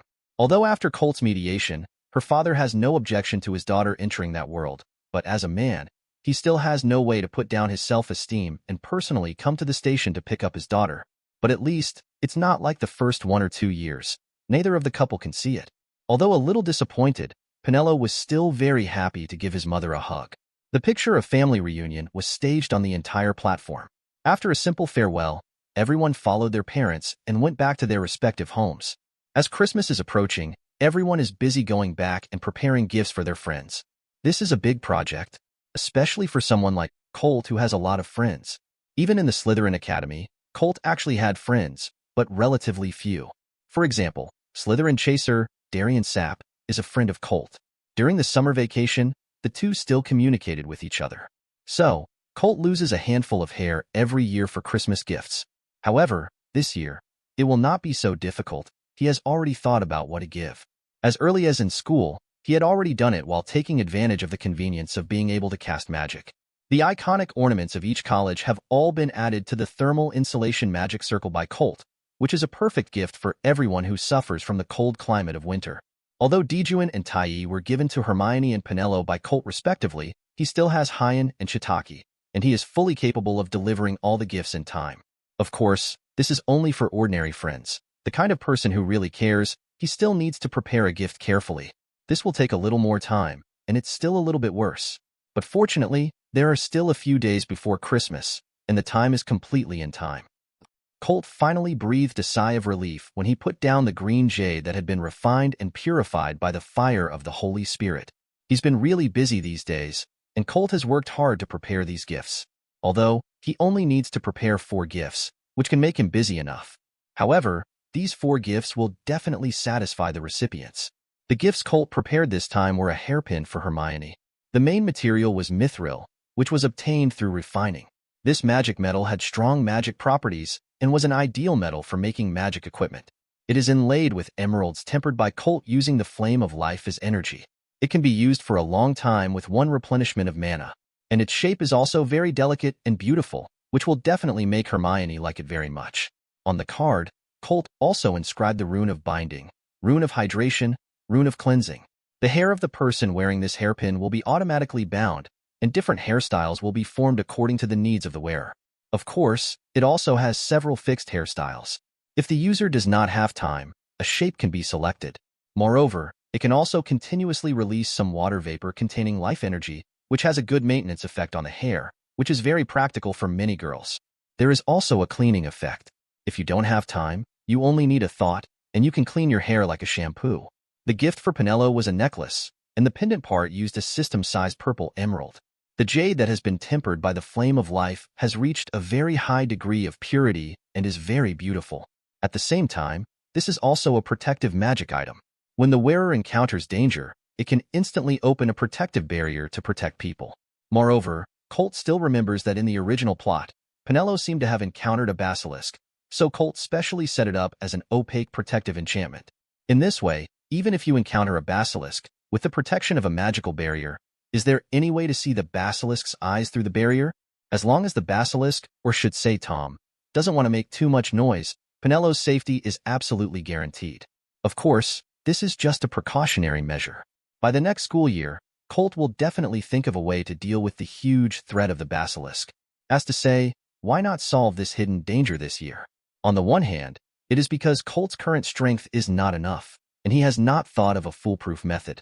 On the other hand, it was because of the Philosopher's Stone, not Colt's idea of using the Philosopher's Stone, but because Hogwarts is now like a dynamite barrel. Whether it's Dumbledore or Voldemort, all attention is here. At this time, if there is any movement, it will easily attract the attention of both parties at the same time. This is not what Colt wants. His strength is indeed good, but it is obviously unrealistic to really fight against these two big bosses. Not to mention them, even Snape. Colt would never be a match. It's true that he'd been in Snape's hands for a long time last year, but Colt wasn't naive enough to think that he was a match for a wizard of Snape's level. So, everything still has to wait until the problem of the Philosopher's Stone is solved. Next year, he will try to solve the problem of the basilisk in advance. The remaining two gifts were given to his parents respectively. A bracelet made entirely of emeralds, with storage and release magic attached by Colt, as well as a protection magic. It can not only nourish Carter's body and make his body more and more healthy, but also protect his safety in the event of danger, and let Colt perceive his situation at the first time. No one should hurt Colt, but just in case. Besides, the nourishment of vitality can also make him live 100 years. Chapter 38. It has to be said that although Colt came to this family with memories of his past life, but from childhood to adulthood, whether it is Carter or Camilla, Colt can be said to have been spoiled to the extreme. This made Colt, who had memories of his past life, very moved and recognized them from the bottom of his heart. And Camilla, a pair of earrings with the same effect. Presumably the two will be very happy after receiving this gift. After all these things, Colt can finally relax. Next, I can spend a happy Christmas holiday with my parents. On the day before Christmas, Colt asks Ian and Chitaki to give away their Christmas present. At night, a family of 3 sat at a large dining table. It is filled with very rich food. The latest eye-catching is the big roast goose in the center of the table. Just a glance at it makes people drool. After finally waiting for the mother to give the order, it is time to eat. Colt couldn't wait to grab a goose leg and started chewing. Watching Colt's mouth full of oil made Camilla very satisfied. He smiled and wiped Colt's mouth, very happy that Colt liked his craft. Although Carter was already 40 years old at this time, but seeing his wife wiping her son's mouth, she also moved her oily mouth up and wanted the same treatment. Camilla punched Carter with a blushing face, but under Carter's unremitting efforts, she still wiped his mouth for him. This scene made Colt roll his eyes. This scene happened to be seen by Carter. Instead of being embarrassed, he was very proud and glanced at Colt provocatively. Now Colt finally believes a little bit. He may really be an accident. He is really redundant. Not wanting to talk to such a naive father, Colt began to sink his head into the sumptuous dinner prepared by his mother himself. Although in Hogwarts, the elves prepared the food very carefully, and it was very good before eating. However, after all, it is hard to escape the curse of the food insulation belt, and the delicious food is only compared to ordinary British cuisine, and it is really incomparable with Oriental cuisine. Or eat Oriental food, which makes Colt feel more comfortable. After eating a meal for more than 2 hours, Colt had to support his stomach, slowly moving towards the sofa in the living room with his father. "You kid, I just told you not to eat so much, but you just don't listen. I don't know if eating like this is bad for your health." Carter taught Colt a lesson in a lousy manner. However, Colt didn't like this at all. "You don't seem to be much better than me, so let's not let the boss say the second." Colt's words made Carter a little embarrassed, but he still showed his majesty as a father, and a head slammed on Colt's head. "Hey, you are so small. Who is the boss and the second here? Are you itchy?" A little embarrassed, he scratched his head. He really couldn't refute this. He quickly let go of Carter, ran to the sofa first, grabbed the longest sofa, and lay down on it beautifully. Seeing this, Carter was not annoyed, smiled and shook his head, followed him, sat comfortably on the sofa, and lay down relaxed. All of this was seen by Camilla, who was cleaning the dishes, but she just smiled knowingly. She was very happy with the play between the father and son. It just felt like home. The family of 3 finally met here in the living room, turned on the TV, and happily watched the program above. After 12 o'clock, they yawned and went back to their rooms to rest. When the time came to 8 o'clock the next day, Colt opened his eyes, stretched and sat up, and the first thing he saw was the pile of gifts under the Christmas tree. On the top is a large gift box that his parents prepared to give him. There is a note on it, and the handwriting is obviously from his father. Honey, give our baby Colt. You are the best gift for Mom and Dad. Quickly ran to the gift pile, picked up the gift from my parents, and quickly opened it.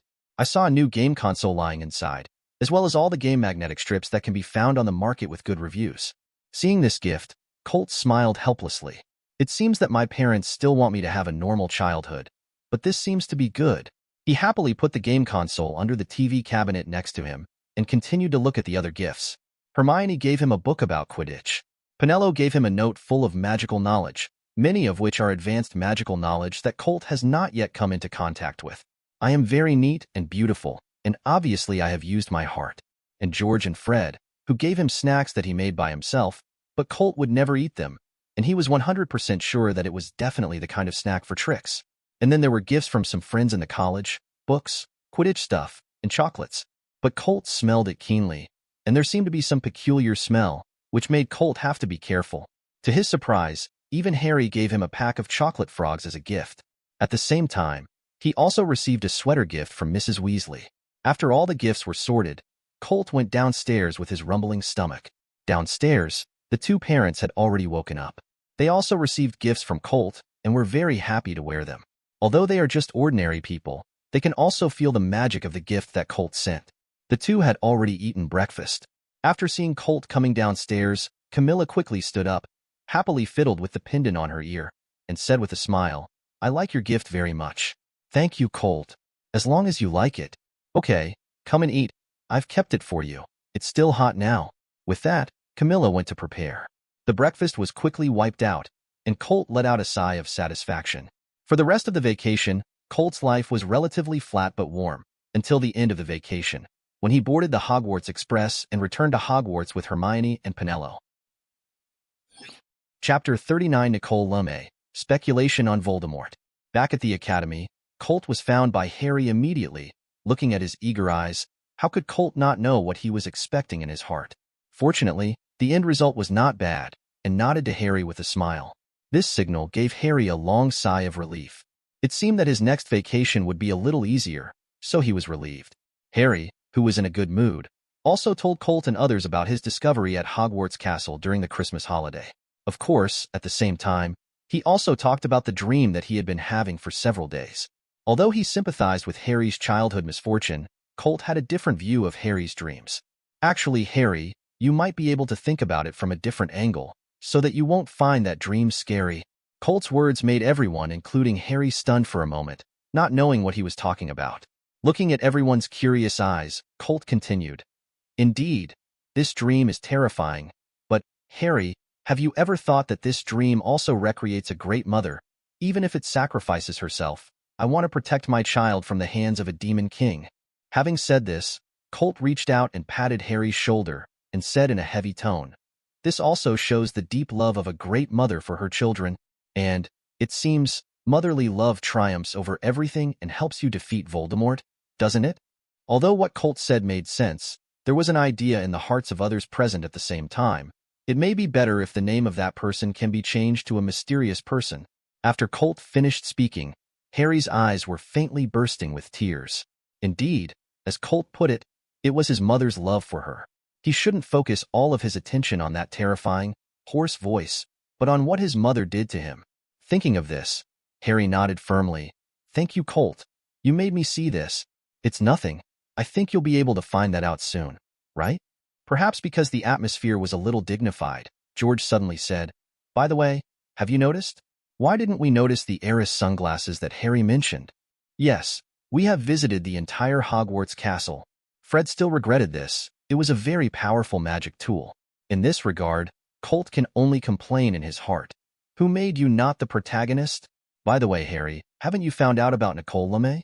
Although Hermione complained that Harry ran out in the middle of the night, she was more concerned about their goals. However, the answer she got disappointed her. The three of Colt looked at each other and shook their heads helplessly. Ronald, who discovered this, thought of something and asked with bright eyes, "George, you must know it, right? Tell us quickly, who is Nicole Lumet, and why we have found so many famous modern magical figure, but there is no record of him." George slapped Ronald's head with a speechless slap. "UBD, it's not surprising that Harry and Hermione didn't think of me, but you don't even know it. It looks like you have a few snot in your brain." "Worm, Eat your brain. Nicole LeMay is an old man who has lived for more than 600 years. How can he find records about him among famous people in modern times? Fred on the side was also speechless. They are all from a wizarding family. Why is their younger brother so stupid? Not at all like him and George. This time, the three little ones were all dumbfounded. The three looked at each other, and finally, Hermione and Harry looked at Ronald at the same time. This made Ronald's face flush red, and now he can't wait to deduct one room with his toenails and hide forever. At this time, Colt also said, "Okay, you don't have to think about it. I thought you already knew it. That room is the magic stone of Nicole LeMay. You should know that." However, he obviously overestimated the knowledge reserves of Harry and Ronald, and the two continued to be dumbfounded and blank. On the other hand, Hermione suddenly thought of something and ran into her bedroom quickly. She quickly took out a tome that was 1 foot long and several inches thick. Sitting at the table. After opening the book, I found the relevant records. Look here. As Hermione read the contents of the book paragraph by paragraph, Harry and Ronald added a good amount of knowledge about the Philosopher's Stone. In other words, Quirrell is trying to steal the Philosopher's Stone, but what's the use for him? Could it be that he works for Voldemort? Is he a Death Eater? Harry asked in confusion on. Although they were used to Harry and Colt mentioning that name all the time, hearing it out of nowhere still gave a few people goosebumps. Maybe this is the case. Do you remember? The mysterious man has not appeared since he disappeared 11 years ago, although everyone prefers to believe that he is dead at Harry's hands. But now it seems that the situation is very bad. He just hibernated, and maybe he will suddenly jump out. Hermione analyzed it very calmly, which was obviously the most logical guess. The others looked at each other, and finally had to admit that Hermione was probably right. This also made the hearts of several people feel as if a huge boulder was weighed down. Fortunately, at this time, Colt brought them a piece of good news. Maybe it's not as bad as we thought. What do you say? Colt, tell me what you think. George desperately needs someone to come with good news to make his heart less heavy. The same goes for Fred. Although they were only 2 years older than Harry and the others, they still had some vague memories at that time. They had vague impressions of the emotions that their parents had suppressed at home all the time. Therefore, they understand better what the name Voldemort stands for. Maybe Voldemort is dormant, but he's also badly wounded. Otherwise, it doesn't make sense that he hasn't shown up for so many years, doesn't it? Chapter 40. And in this way, it makes sense that he needs the Philosopher's Stone. He must be extremely weak now and urgently needs the Philosopher's Stone to help him recover. These words made the eyes of several people present brighten up, right? It is because of weakness that the Philosopher's Stone is needed to recover. So, in fact, they don't need to worry so much. The next few people chatted for a long time, until it was very late before yawning and going to bed. In the days that followed, life was still so busy. It seems to be worried about a holiday, so that the little wizards will forget all the knowledge they have learned before. Each professor assigned them a lot of homework to help them recall what they had learned before. And, soon enough, it's Quidditch, Gryffindor versus Hufflepuff. Would requires everyone to complete the Quidditch training 3 times a week. There is no big thing, absolutely must not come. Colt and the others were all right, except Harry, who was about to collapse. Fortunately, he has at least one other troubled brother, Ronald, to accompany him. And then, there was even worse news, which hit everyone deeply. That is, Snape will be the referee for their next Quidditch match. Although Harry and the others already knew, there was absolutely no way Snape could hurt Harry. But, that's all. He never stopped targeting Harry from beginning to end. This also put Harry in a very contradictory mood, not knowing exactly what attitude he should take to face Snape. However, these were all things Harry needed to struggle with, not theirs. Snape was already famous for targeting Gryffindor, so the entire Quidditch team, Underwood's urging, underwent more rigorous training. That night, after finally finishing training, Colt and George were sitting together in the Gryffindor common room, drinking butterbeer and chatting. Harry and Ronald, on the side, were getting together, rushing their homework very hard. There was Hermione on the side. The 3 little heads were together, murmuring, not knowing what they were talking about. At this moment, the door to the Gryffindor lounge opened, and Neville jumped out from the inside with his legs together pitifully. Seeing this, Colt frowned. Although this was a first-year thing, he shouldn't have interfered. But just looking at their Gryffindor students, being bullied by Slytherin, he always felt bad. He untied Neville's leg-locking spell at will, and helped him to sit on the sofa. "Little fatty, who are you being bullied by again?" Neville smiled helplessly. "Yes, it's Malfoy. He said he just wanted to find someone to practice this spell. Looking at Neville, who seemed to be used to it, even Colt felt a little unbearable. After thinking about it, Colt waved to the three Harry who had already looked over. When they came over, Colt said seductively with a very weird smile, "Harry, don't you have any magic you want to try? Why don't you take this opportunity and have a good fight with Malfoy?" Hermione didn't wait for Harry and Ronald, who were eager to speak, to come forward. "That's not right, Brother Colt. We shouldn't do this kind of thing. Maybe we can tell Professor McGonagall that she will definitely give Malfoy a hard time." Lessons. Hermione's words instantly made Harry and Ronald look like they were in a state of mourning. In fact, they are more willing to say Colt's words and directly use Malfoy's disgusting face to try the curse, so they will definitely be happy for a week. Colt naturally knew very well about Hermione's character, so he shook his head. "Hermione, you are wrong. How can we trouble the professor with matters between our students?" Colt's words made Harry and Ronald's eyes light up, and they hurriedly came up and followed Colt. "That's right. It's a matter between our students. We shouldn't tell the professor. We should handle it ourselves." Hermione wanted to say more about Colt's rhetoric, but Colt didn't give her the chance. "Okay, Hermione, I know you're going to say it's against school rules, but isn't there a good saying? A student life without skipping school is incomplete." This actually applies to Hogwarts as well. I can tell you this, most of the students at Hogwarts have actually been or are still traveling at night. But what does it matter? This kind of violation of school rules, whether it's the headmaster or the professor, is actually a laissez-faire attitude. Your idea of a good girl doesn't actually apply at Hogwarts. You have to understand that this is a wizarding school. If you can stand upright in front of the professors, escape their pursuit, and complete a night tour, trust me, the professors will never trouble you after the fact. Oh, of course, unless the professor is Professor Snape, he'll probably hold on to you. Colt's words caused laughter from most of the people present. Wizards are not a bunch of guys who follow the rules. That kind of wizard is just a nerd and has no spirituality. His ultimate achievements are already visible to the naked eye when they graduate. Professors don't want their students. They are such a group of people. Do you understand? You should let go of so many shackles on your body, Hermione, and try to look at your current life with the eyes of a wizard. This time, Hermione didn't refute Colt's words, but fell into her own contemplation. If she can figure it out, she may be able to walk out of her own wonderful life earlier. But thinking about it, this should be a sure thing. After all, although Hermione talked about the school rules later, she didn't see her breaking the rules. Leaving Hermione alone, Colt and George Fred started helping Harry and the others come up with ideas on what spells to use to fight Malfoy. Time passed quickly, and in a blink of an eye, it was the day of the Quidditch match. By the way, after the previous night, Hermione seemed to be the same. Actually went to find Malfoy with Harry and the others. As for the result.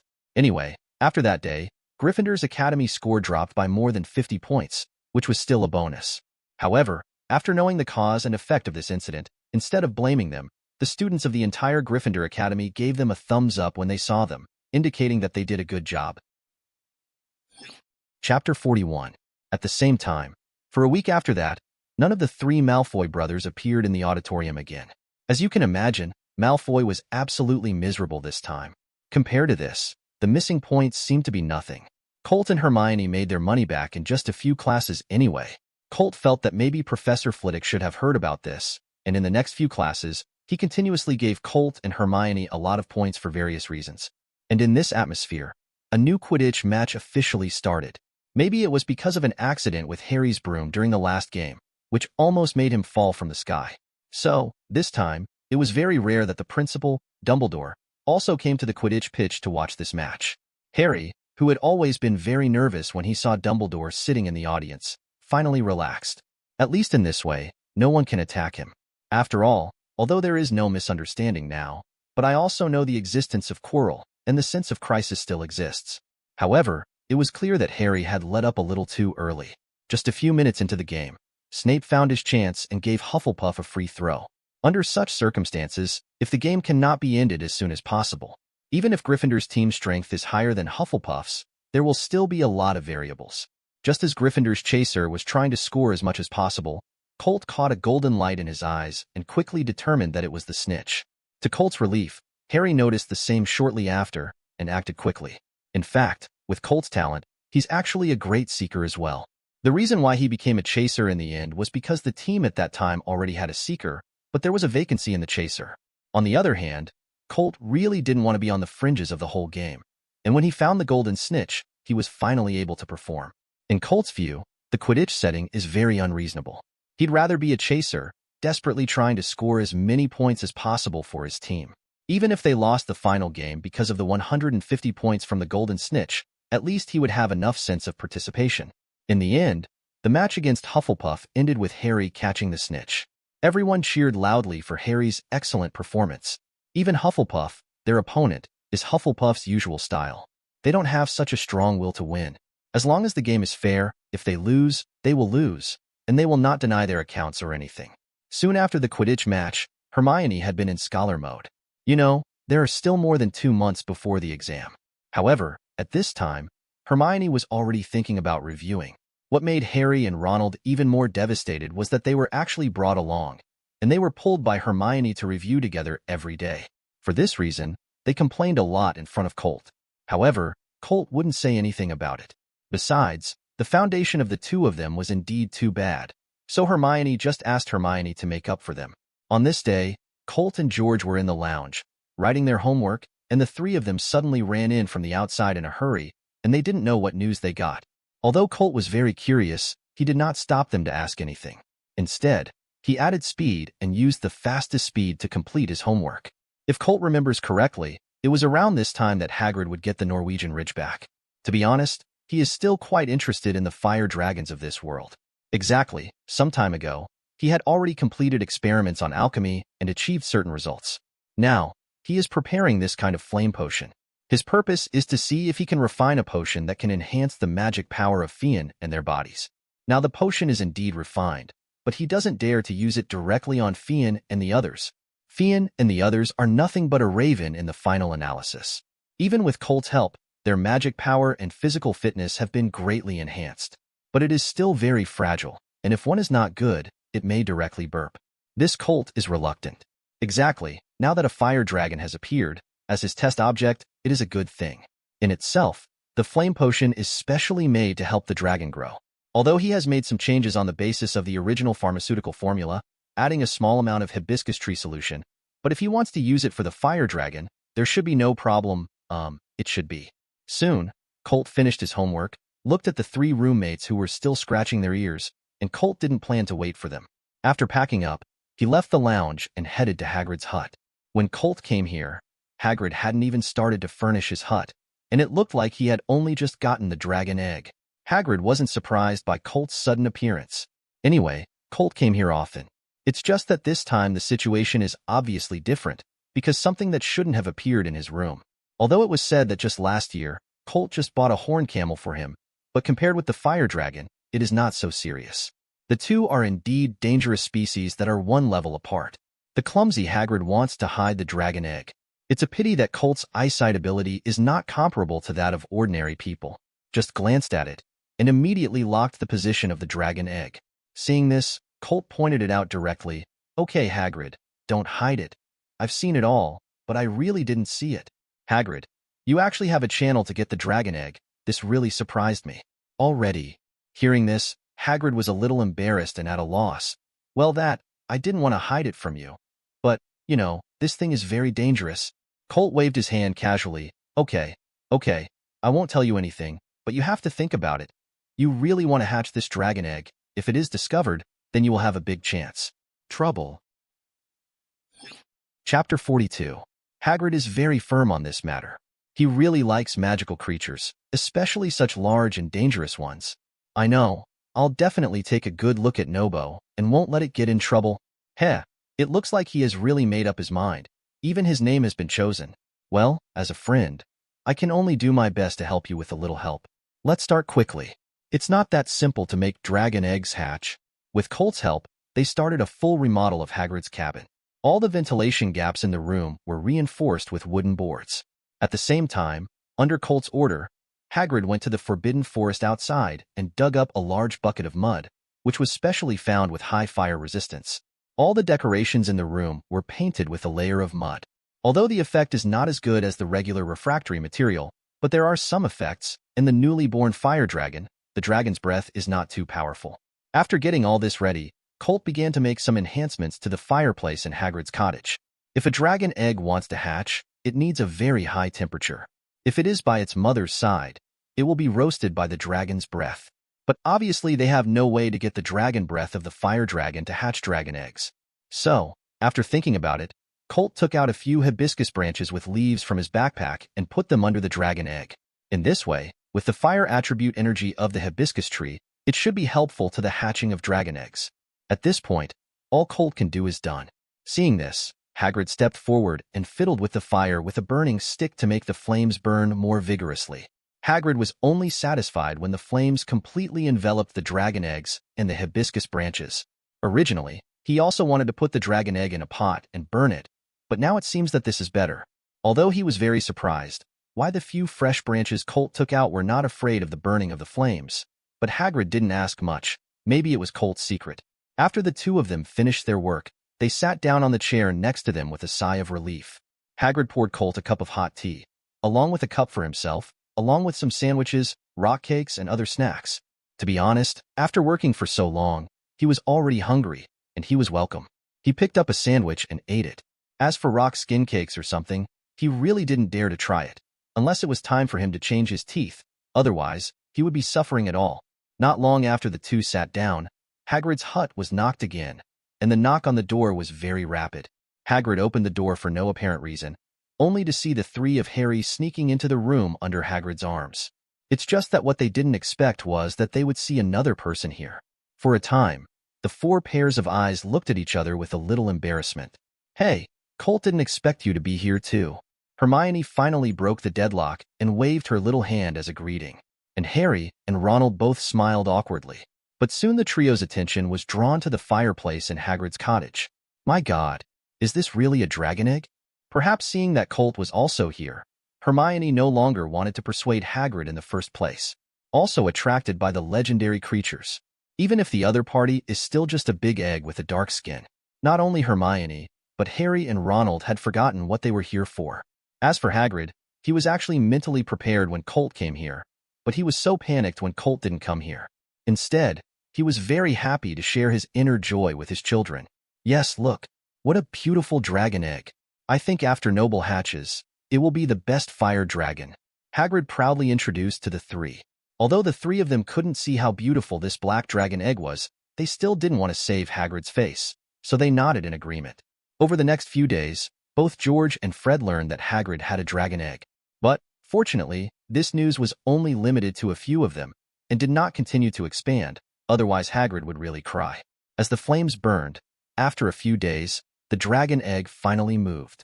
At noon that day, during dinner, Colt received a letter from Hagrid with a very simple sentence: "The egg is about to hatch."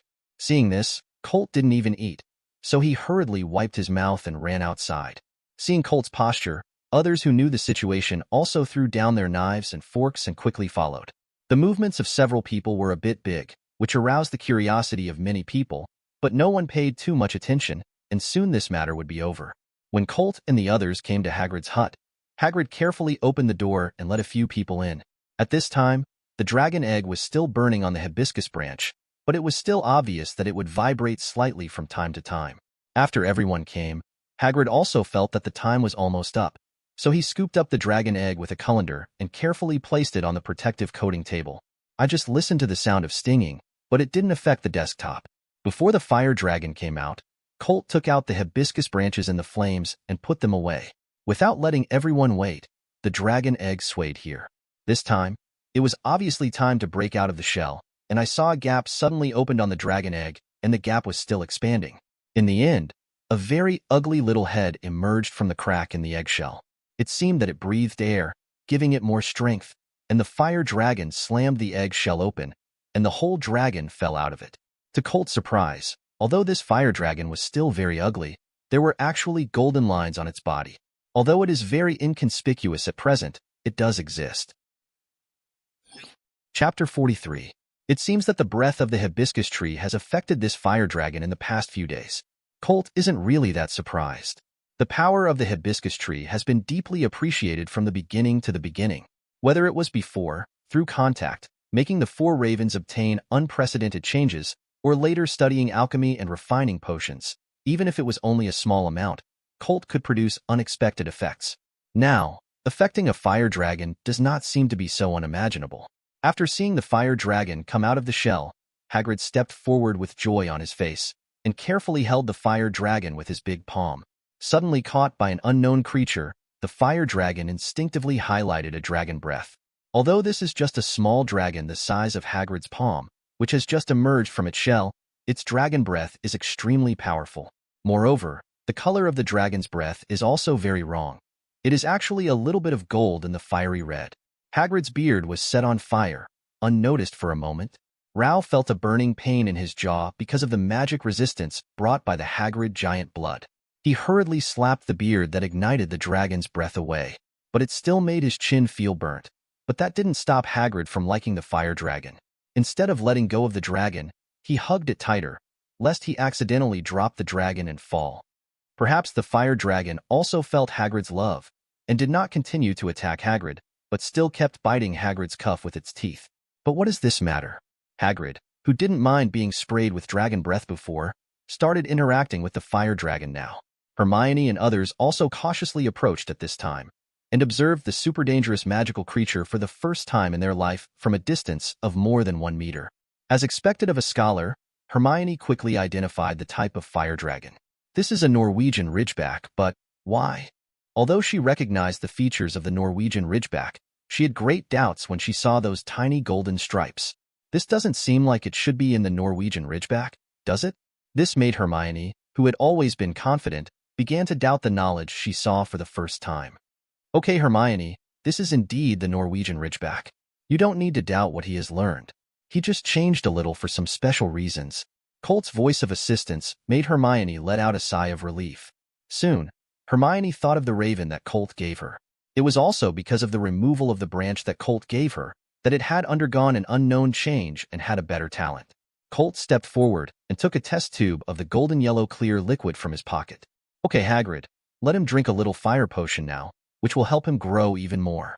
Now he needs a lot of energy. Colt raised the test tube in his hand and said to Hagrid. Hagrid has also read a lot of books these days. Although he is not professional, he still recognized the potion in Colt's hand, which doesn't seem to be a characteristic of a flame potion. Unable to help, he shrank his hand. But, Colt, it doesn't seem like you're holding a flame potion. It's obviously the wrong color. At this time, Colt didn't hide it anymore and said directly, You still remember the branch I took out before. It is a very magical and powerful magical plant. When I was brewing the flame potion, I added a little bit of the leaves of which plant to it, and all these changes would occur, but you can rest assured, I have tried it, and the effect of this flame potion will only be better. Well, the benefits to Nobo are very big, so you can rest assured. What Colt said was also true. Although he wanted to use Nobo as a test product, it definitely wouldn't be now. The current Nobo is too fragile, and the magic potions that may be more potent can kill it. This is obviously not what Colt wants, so, although this is also a potion that Colt is trying to make. But in terms of efficacy, because the added sap of hibiscus tree is very small, although the efficacy has been strengthened, it has not changed much. At most, the flame element is more active. For the newly born Nobo, it is definitely within the tolerance range. After hesitating for a moment, Hagrid finally chose to believe in Colt, and Colt really had no reason to hurt Nobo. Carefully grabbed Nobo and squeezed Nobo's mouth lightly. Colt quickly used a dropper to carefully drop 3 drops of the upgraded version of the flame medicine into Nobo's mouth. At the moment when the flame potion entered, Nobo, who was still struggling because of discomfort, suddenly became quiet. Colt even sticks out his tongue after he's finished the potion, wanting more. Seeing Nobo acting like this, Hagrid finally felt relieved. It seems Nobo likes your potion very much. Colt, thank you so much. Colt waved his hand and put the crystal plug back on the test tube. It's nothing. I like this little guy anyway, and I'm also studying potions recently, which is a handy thing. As he said, Colt shoved the test tube in his hand directly into Hagrid's pocket. I'll leave this to you. Remember, 3 drops every hour is enough. Don't be too much, other times, or give it a brandy with chicken blood. Yeah, I see. In fact, I've been reading a lot of books about fire dragons these days. I'll be able to take good care of Nobo. Hagrid is in a good mood now, holding Nobo in his hands, and doesn't want to let go at all. After drinking the flame potion, Nobo was obviously a lot more honest, and his expression was a little lazy, apparently digesting the flame potion he drank. After staying for a while, everyone left Hagrid's hut because there was still a lesson to be done. In the next period of time, it became everyone's basic itinerary to often take care of Nobo at Hagrid's hut. A week later, Colt took out another test tube of medicine, and this time the medicine had obviously changed more. Not only is it thicker, but the color of the medicine in it is also darker. This potion, one of Colt's experimental results, changed a lot of medicinal ingredients and added more hibiscus sap. Chapter 44. He is not sure now what the effect of this medicine is, because the mice he used for the experiment all ignited spontaneously because of the medicine. However, I think Nobo will definitely be able to hold on. Maybe, Colt thought, but to be on the safe side, he just put a drop in Noble's mouth to see the effect first. The effect of the potion quickly became apparent, and Noble, who was still full of interest, soon became tired. Colt quickly pulled out his wand, put the tip of the wand against Nobo's body, and began to release magic power, carefully sensing the changes in Nobo's body. Fortunately, Hagrid isn't here now, otherwise, I'd definitely cry sadly. Soon, Colt found something different. At this time, Nobo is undergoing a transformation of energy full of flames. Although the amount of the potion is very small, it is still a bit unbearable for it now. However, it is precisely because it is still very small now, and the blood vessels in the body are abnormally pure. Coupled with the influence of the fire potion given by Colt before, it will not suffer more pain. After thinking about it, Colt finally decided to continue feeding Nobo more Genian Potion 1.0, which is the one he made now. After dripping more than 10 drops into Nobo's mouth continuously, Colt continued to take out his wand and closely monitor the changes in his body. More of the medicinal power of Jean Yan's potion was rushing around in Nobo's body in a turbulent frenzy. Colt, who was rubbing his chin, concluded, "It seems that the effect of the medicine is too strong. Other creatures are hard to bear the effect of this medicine. It seems that the weight of ambergris should be reduced. By the way, there is also flame fruit. Reduce the dosage, otherwise, even if it can complete the effect of the evolution of the flame creature, it will burn the creature's heart and cause permanent damage due to the excessively violent flame energy." Colt, who concluded in this way, did not stop, and began to send a large amount of life force to Nobo's body through his wand. With the help of life force, the burning sensation in Nobo's body was finally relieved a lot. It is precisely because of this method that Colt used Jean Yan's potion so recklessly, otherwise, he would not have completely destroyed Nobo's just for the sake of experimentation. Had he done that, Hagrid would have turned his face. In this way, Colt continued to inject life energy into Nobo to repair the physical damage caused by the violent medicinal properties in his body, while constantly recording the changes in Nobo's body. However, as time passed, Colt suddenly discovered a strange problem. With the effect of Jean Yan's potion, Nobo's body did not continuously increase the purity and quantity of fire attribute energy in the body as Colt had imagined before. No, I can't say that, except that this growth is more like a byproduct of other changes. What really changed was Nobo himself. No matter if he had grown to a body more than 2 feet long, or the physical qualities that a fire dragon should have, they are constantly changing, and in just over 10 minutes, the body that was originally 2 feet long is now less than 1 foot long. This shrinkage is too serious, and Colt is dumbfounded. However, that doesn't seem to be bad news. Because, as Nobo's body shrinks, what it brings is its rapidly increasing physical fitness. If the former Nobo, even with the protection of dragon scales, Colt only needs a knife if he wants to hurt him. However, the current Nobo, let alone a knife, even if a cutting spell is given to it, Nobo may not even blink his brows. This is definitely not the defensive ability that a fire dragon of this age should have. And, although it didn't show it, Colt was sure that the current Nobo, the growth in power, was also very terrifying. This change gave Colt a very bold guess. Perhaps, the Jean Yin medicine he refined should be the true effect of the hibiscus sap in it. That is to purify and improve the dragon bloodline that should be very thin in Nobo's body. Purify its dragon bloodline and increase its bloodline potential. The current Nobo is already so terrifying. It is conceivable that if he can really grow up like this, what kind of terrifying power will Nobo have at that time? In this regard, Colt is actually quite looking forward to it. Moreover, after this experiment, Colt also discovered that he had a wrong perception of the hibiscus tree before. It is not that the hibiscus tree gave birth to the Jinwu family, but it should be said that the Jinwu family fell on the hibiscus tree. After years of help from the power of the hibiscus tree, they finally grew into the well-known Jinwu family. Perhaps, the power of the hibiscus tree itself is indeed the spiritual root of the fire attribute, but it does not mean that it can only help the Jinwu clan. but should be all fire attribute creatures can benefit. It is only because the hibiscus tree has been bound to the Jinwoo clan since its appearance, which gives people a wrong perception. With such a guess, Colt is even more looking forward to what will happen when he can better use the power of the hibiscus tree in the future. And everything started from the current Nobo. He was really looking forward to it. If he could cultivate a legendary dragon with real terrifying power, what kind of scene would it be? As for what to do if Nobo lost control in the end and pointed the dragon's mouth at him, Colt didn't care about that at all, or rather, he wasn't afraid at all. Who is he? He is a man who owns the Book of Chaos, and Noble can grow to such an extent with his one harvest. And he, who has more god-level treasures in his hands, doesn't have the confidence to suppress Nobo, so he just finds a piece of tofu and kills him. So, from the beginning, Colt never thought about the possibility of Nobo getting out of his hands. It's just that Hagrid is bullying a little bit. This was supposed to be his dragon, but now, it's going to be Colt's pet.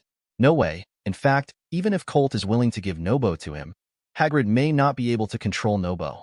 Although there is no problem now, with Colt here, Nobo's future growth is almost a certainty.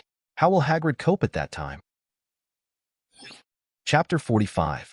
Time passed little by little, and the Jin Yin medicine in Nobo's body was continuously consumed, and finally disappeared completely. But Colt did not continue to use Jin Yin pharmacy on Nobo. Although he sent a lot of life energy to Nobo, his body would not be harmed by the Jin Yin potion. However, Nobo's own ability to bear is limited, and it is impossible to continue like this forever, otherwise, it will really hurt the source.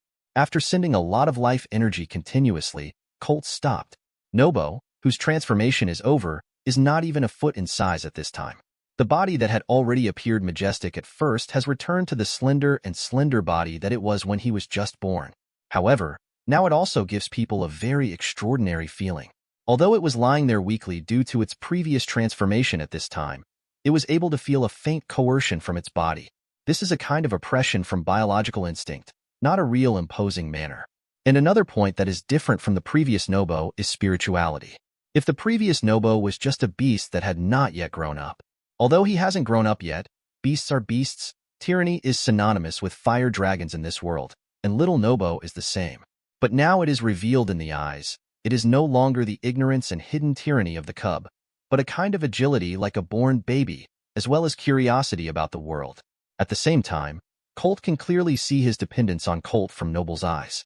Yes, it is dependence, a kind of dependence similar to children's dependence on their parents. He was stunned for a moment, and soon figured out the reason, probably because of that life energy.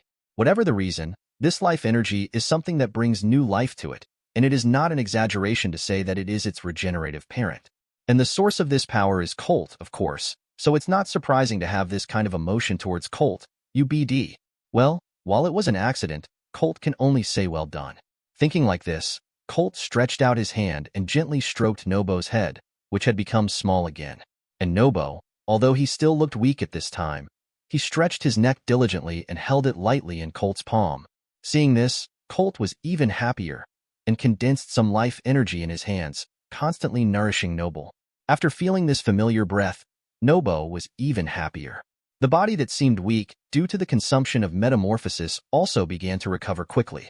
Combined with the life energy that Colt had left behind, it was obvious to the naked eye that Nobo's condition was constantly improving.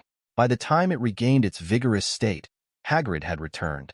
Although Hagrid also liked Noble very much and wished to be with him every minute and every second, the problem was that he was also a Hogwarts employee and had his own job. Fortunately, Colt and the others helped to take care of it, otherwise, Hagrid would never be at ease. However, when Hagrid saw that Nobo and his previous appearance had undergone a huge change, he was immediately dumbfounded. Although, he can be sure that this is his Nobo. However, no matter what book he read, it was never recorded that during the growth process of the fire dragon, there will be a reverse growth in body size. This made Hagrid panic, quickly put down the things in his hands, and walked quickly to Colt, cautiously not knowing what to do. What the hell is going on?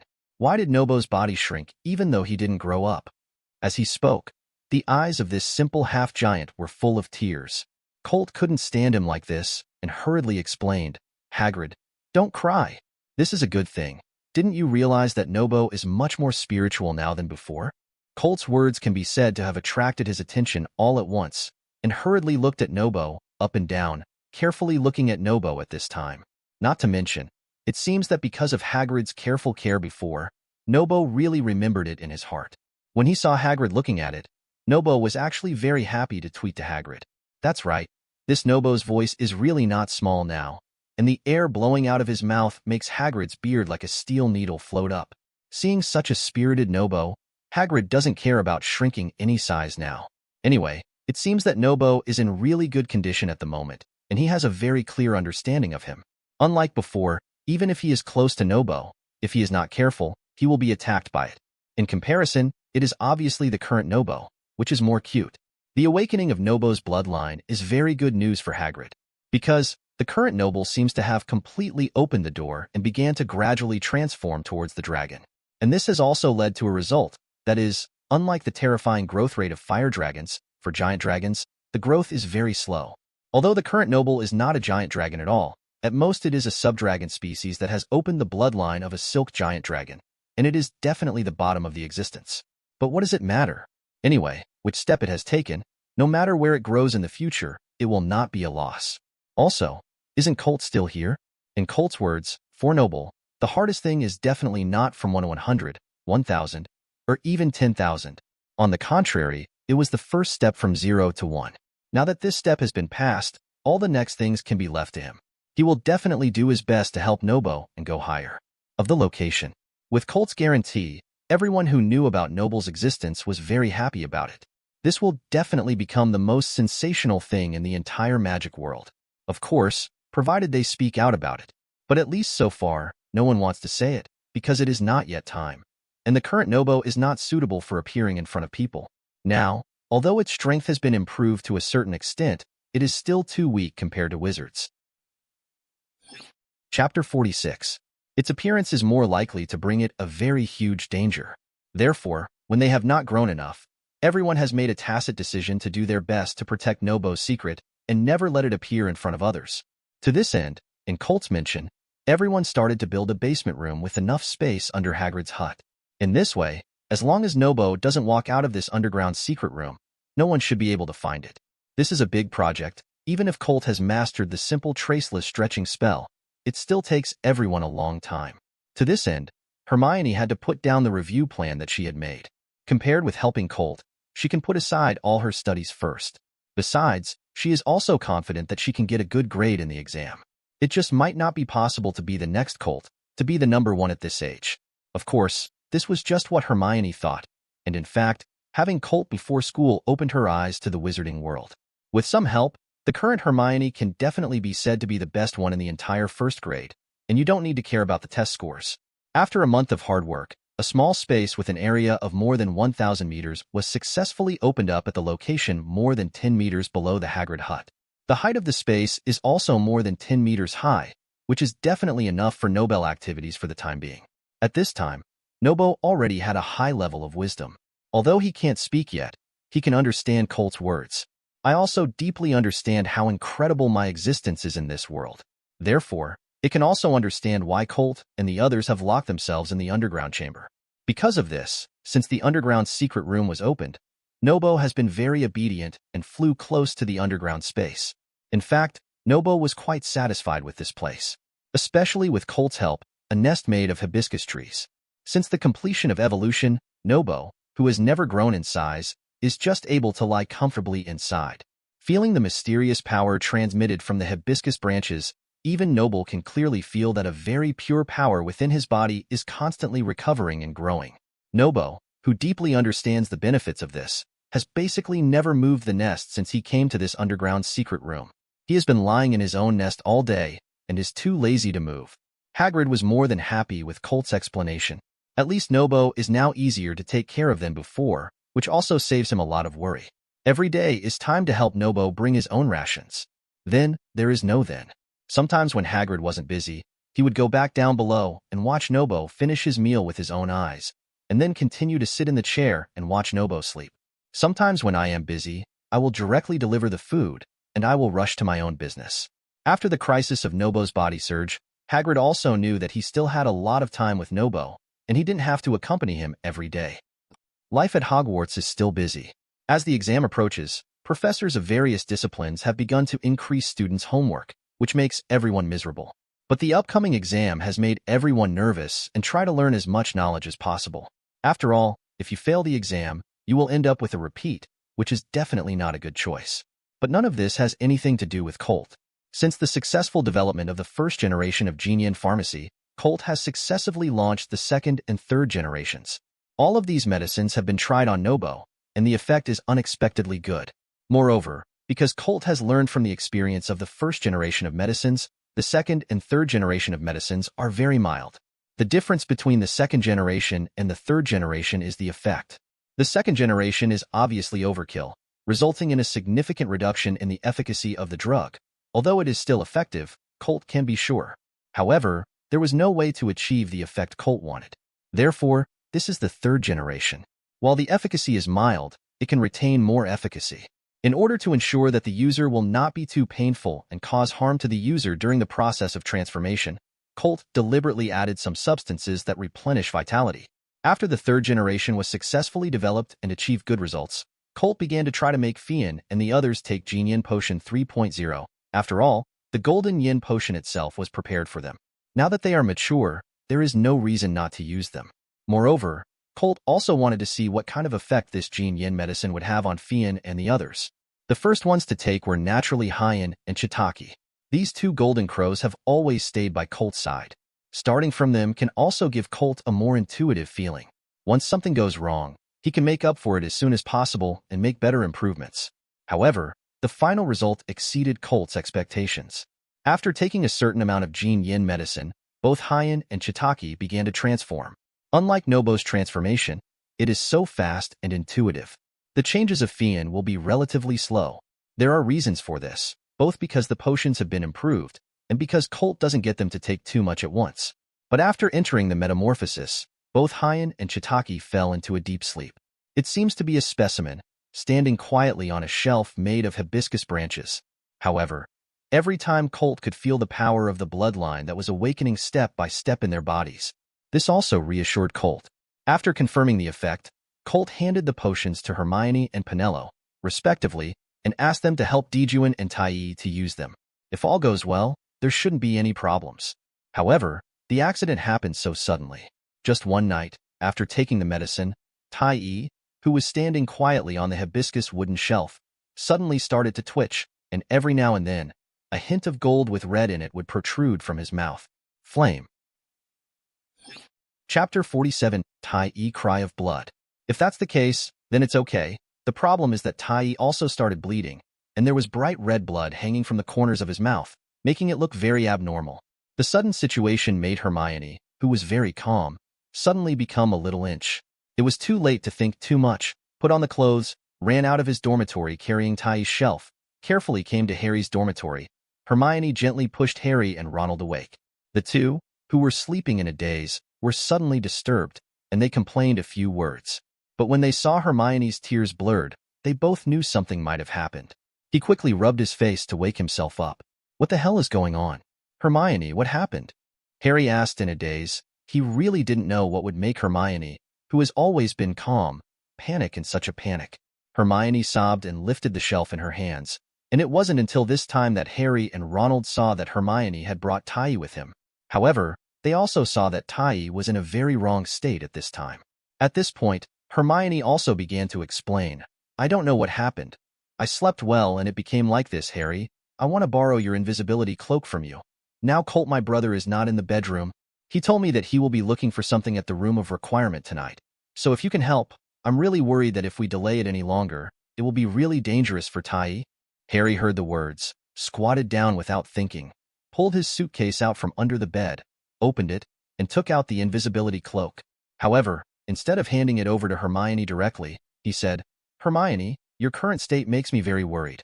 So let's go with you, so that we can take care of you. What do you think? Ronald, who was beside him, also nodded firmly. Yes, Hermione, you are in a bad state now. We don't worry that you are walking around Hogwarts castle alone in the middle of the night. Hermione didn't object to her good friend's proposal. She was in a really bad mood now. Maybe it's a good thing to have two old friends with her, so she nodded, acquiescing to Harry's proposal. Okay, Hermione, you don't have to worry about it. Taichi seems to have some problems, but I think Colt will definitely be able to do something. You can rest assured." Harry comforted Hermione by the side and opened his mouth at the same time. Invisibility Cloak beckoned, motioned for the two to get in. The invisibility cloak was still quite large. Even if there was enough room for Hermione in the middle so that she could hold Tai, there was no problem at all. The three of them were wearing invisibility cloaks and walked cautiously in the Hogwarts castle, rushing towards the 8th floor. With the cover of the invisibility cloak, the three came to the door of the room of requirement safely along the way. However, the three of them soon became dumbfounded, because no matter how they called, the door to the room of requirement couldn't be opened. In fact, this matter has nothing to do with them, and Colt has forgotten about it. The room of requirement has a hidden setting. If someone exists inside, then the room of requirement will not respond to other people's summons, unless someone uses a very powerful magic to directly attack the door of the room of requirement, which is the wall in front of them. It's definitely impossible for the three of us to know such a thing. As time went by, Taichi's condition got worse and worse, which made Hermione try again, and couldn't help sobbing. Seeing the sadness of their good friend, the two of Harry began to feel at a loss, and they didn't know how to comfort them, but obviously, Taichi's problem was not something they could solve. In the end, it was Hermione who suddenly remembered something, stood up quickly, and said with a strong cry, "Quick, Harry, attack me with your wand." Hermione's sudden request made Harry unable to understand why. At this moment, Ronald was the first to react. He pulled out his wand and gave Hermione a throwing spell. And just as he thought, his spell was not able to hit Hermione, but a dark green magical barrier suddenly appeared, completely offsetting his spell. Seeing this as the case, Ronald finally breathed a sigh of relief. It looks like he guessed right. Colt gave Hermione a protective magic item. This can also explain why Hermione suddenly let them attack her. This magical equipment must have induction magic. After the magic barrier is triggered, Colt must be able to sense it. Harry, who was on the side, had never seen such a situation before. Out of curiosity, he thought of Ronald and asked, "What the hell is going on?" Ronald has a rare opportunity to show his knowledge well, and naturally he must seize it. Taking advantage of the free time, I explained it to Harry. At this moment, a door suddenly appeared out of thin air on the wall in front of them, and the door was pushed open from the inside, and Colt's figure came out. The moment he saw Colt, Ronald also temporarily forgot what he was going to explain to Harry and hurried forward. "Colt, we can't find you, so Hermione can only use this way." Colt was relieved when he heard the words. As long as Hermione didn't have any accident, the rest didn't matter. That's it. Just now, Hermione came to us with Tai. Tai's state was very wrong, which made Hermione very worried. So Harry and I accompanied Hermione to find you. It's just that we couldn't open the room of requirement, so Hermione let me attack her, and that's how it is now. After listening to Ronald's explanation, Colt's mental calculation was completely put into his stomach. If this is the case, he can probably guess something, and the problem should not be big. He tapped the wand in his hand to remove the green shield that enveloped Hermione. This was set by him. Naturally, there was a way to remove it, instead of waiting until the energy of the shield was exhausted. And Hermione, who was in the protective shield at this time, saw that the protective shield suddenly disappeared, and the Colt she was anxiously looking for again appeared in front of her eyes. Suddenly, she couldn't help jumping into Colt's arms and sobbed softly. Chapter 48. Ku, Brother Colt, Tai. Tai seems to have a problem. I really don't know. I don't know what to do. Come and have a look. At this time, Hermione did not have the confidence she usually has in front of her classmates. High-spirited, but also not cute in front of Colt. His face was full of sadness, and it was obvious that he was really anxious. It was given to her by her brother Colt, and she really didn't know what to do if something went wrong. Gently patted Hermione's little head, Colt reached out to help her dry the tears on her face and said softly, "Okay, I know, you don't have to worry, Tai will be fine. I promise you, you don't if you're sad, just leave it to me." Hermione heard the words, wiped the tears from her face and nodded. I get it, Brother Colt. Let's take a look." Taking Tai from Hermione's hand, Colt turned around again and entered the room of requirement, and the three little ones followed.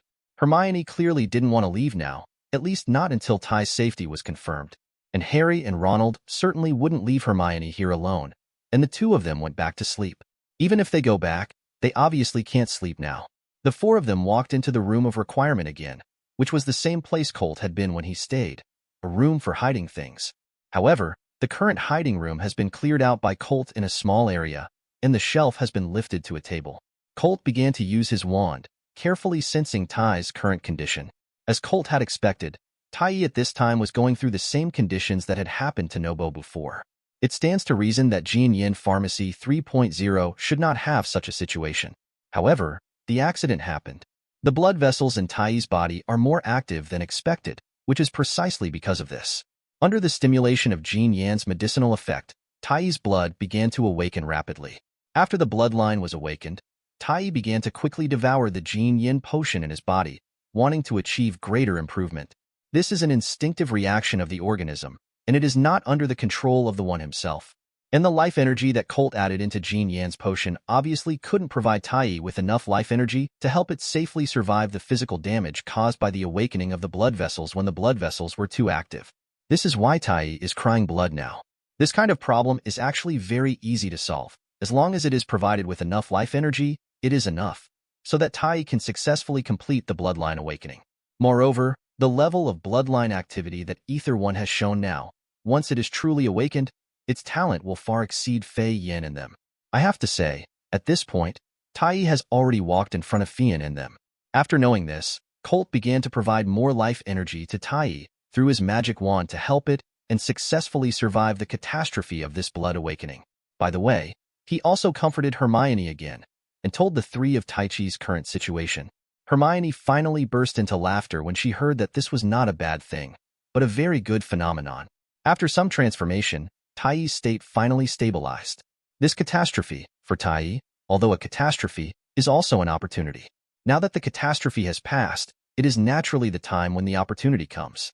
I saw Tai, who had grown to half a meter long, had all the black feathers falling off, and the originally large body has also shrunk severely.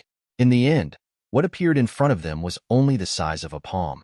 However, Tai at this time has also regrown feathers under the nourishment of a lot of life energy. It's just that, compared to before, now its feathers are like gold and iron, and under the illumination of the light, there are streaks of metallic luster. Moreover, even if you don't come close, you can feel a strange warmth from it, just like being under the sun. Of course, it is definitely impossible for it to be like the golden crow, with the power of the sun. Now it is only a step that has just been taken. If it wants to truly grow up, there is still a long way to go. But this was enough for Colt, and it also allowed him to see the possibility of Taichi continuing to grow. After Tai's condition had completely stabilized, Colt put it back on the shelf. Although Tai was already awake at this time, he was also like Noble, standing quietly on the shelf, without the slightest intention to fly. It can be seen that even now, the help of the hibiscus tree to Tai cannot be ignored. But let it go. Anyway, this is definitely no harm. Okay, Hermione, Tai is all right now. You can continue to take care of it, and you can have a good relationship with it usually, which will be of great benefit to you in the future. Colt's words are not wrong. This is a bird with a trace of the golden crow's blood, not to mention whether it can grow to the level of the mythical golden crow. Even if it's just like Dumbledore's phoenix, Colt definitely earned it. And to have a good relationship with such a divine bird, for Hermione, it is a lifelong thing. Looking at Tai, who was very handsome at this time, Hermione was also very smart, nodded her head obediently, and carefully picked up the hibiscus wood shelf. Taichi just opened his eyes to look at Hermione, then closed his eyes again and didn't pay much attention. Just like Nobo, it is even more profound. The current Tai is very dependent on Colt's feelings. Since Colt arranged it this way, it will not have any opinion. Moreover, it could vaguely understand what Colt meant by giving it to Hermione. In fact, even if Colt didn't do this, if Hermione ran into trouble in the future, it would still help. After all, in the previous crisis situation, it endured everything with its eyes closed. But the external situation, it is also clear. Hermione can come to Colt in a hurry for it. It is not some beast with cold feelings. She still knows gratitude. Okay, Tai is all right. What about you now? Do you want to go back now? Or stay here with me, and when I'm done, I'll take you back. Chapter 49. Harry and Ronald yawned involuntarily when Colt asked them. No way, they were sleeping soundly before, and Hermione hurriedly pulled them out of the bed. Now that the matter is settled, their tense nerves are relaxed. The sleepiness immediately struck me, and I wish I could just lie down and sleep. Naturally, I wouldn't waste time here with Colt. So he said without hesitation. Let's go back to sleep. I can't open my eyes now. Ronald, who was on the side, answered the same way. When he spoke, he was still yawning, and he seemed to fall asleep immediately. Seeing this, Colt didn't let them stay, but took out a 3-point potion from his pocket. This is a refreshing potion that I refined. As long as you drink it, you will immediately feel 100 times more energetic. If you make such a fuss, you may not be very good tomorrow. Take this and drink it if you are really sleepy. The three of them each found a small bottle, and Hermione opened it curiously and smelled it. As soon as she opened the bottle cap, she smelled a very refreshing scent, a bit like the sour smell of lemon, but also the refreshing smell of mint. I made some improvements to this one, adding some lemon essence and peppermint essence to change the taste, which not only makes the potion's dry mouth much better, but also reduces the burden on the human body. Don't worry. Why do you think I'm so energized every day? It's not because of this refreshing potion, Colt said very proudly. However, Colt is indeed a proud capital. You know, in this wizarding world, everything is based on pragmatism. Therefore, it is conceivable to improve the original taste of the medicine, and it cannot be said that it is miserable. After all, this kind of potion is relatively common, and there are also standing potions used by many people. If the taste is too anti-human, then no one will use it. But after Colt's improvement, the current refreshing potion is not only much clearer, but also the taste of the potion itself is very pleasing, with a hint of lemon sour and mint fragrance. Such an inter-era change, if it is really announced, will definitely make many people fascinated. After listening to Colt's explanation and what they saw with their own eyes, the three of them were very happy to accept it. Although this thing is not precious, it is definitely not available outside. And this bottle, the size of a baby's fist, is obviously not a one-time amount, and it is not bad to keep it for later use when needed. After accepting the potion, the three said goodbye to Colt, pushed open the door of the room of requirement, and walked out. Looking at the backs of the three leaving, Colt always had a feeling that he had forgotten something. But now he has a lot of things on his hands, and this is in Hogwarts Castle again. What can be the problem? He simply ignored it and started to work on what he had not done before. By the time Colt regained his senses, stretched, and closed an ancient potions book he found in his hand, it was already 5 o'clock in the morning the next day. Looking at the time, Colt knew that he would definitely not be able to go back to sleep. However, this has become a habit for Colt now. He, who is already strong in spirit, doesn't need to sleep too much now. It's just a waste of time. He took out a medicine bottle from his pocket, of the same style as the one handed to the three of them before, opened the bottle cap and took a sip of the refreshing potion. In an instant, the powerful effect of the potion came into play, and Colt, who had been busy all night, was immediately refreshed. After clearing up the notes and books on the desk, Colt decided to leave here and go outside for some activities. Indeed, his soul is strong, and he doesn't need to worry about the mental pressure brought by staying up late. But his body doesn't seem to have a cultivation technique, and he can only rely on magic to strengthen a little bit. Therefore, proper exercise is still very necessary. However, just as he was walking outside, he suddenly stepped on something soft. Curious, he looked down. Well, he finally knew why he had the feeling of forgetting things yesterday. That's true. I hope they weren't caught last night. As he said, Colt picked up the invisibility cloak thrown on the ground, simply rolled it up and put it in his pocket. After the pockets expanded by the traceless stretch charm, the invisibility cloak can still be brought in. Casting a disillusionment spell, Colt walked out of the room of requirement in such a carefree manner. There is no need to have an invisibility cloak, just to exercise oneself. After nearly a year of contact, Colt's proficiency in the illusory body spell, needless to say, has definitely reached the minimum standard for aura entry. By the time Colt returned to the Gryffindor lounge, it was still empty and silent. Putting things down and stuffing Harry's invisibility cloak under his bed, Colt left the castle, went to the grass outside, and started moving. As he passed the Great Hall, Colt saw the last thing he wanted to see, a large portion of Gryffindor's house points being deducted. Obviously, the three of them were caught last night, and a lot of college points were deducted. But it didn't matter. It didn't matter anyway. Dumbledore would add them back in the end. Time soon came to breakfast time. As the wizards woke up, more and more people gathered in the auditorium. When I saw that Gryffindor's academy grades dropped so much all of a sudden, whether it was a Gryffindor or not, I was greatly surprised. The Gryffindor people were naturally very angry. After all, they were originally the first-place academy points, but now they are the last one among the 4 students. How could this not make the little lions of Gryffindor angry? On the contrary, the little snakes of Slytherin Academy, they almost did not set off fireworks to celebrate. They've been pinned down by Gryffindor since last year, and now they're finally exhaling.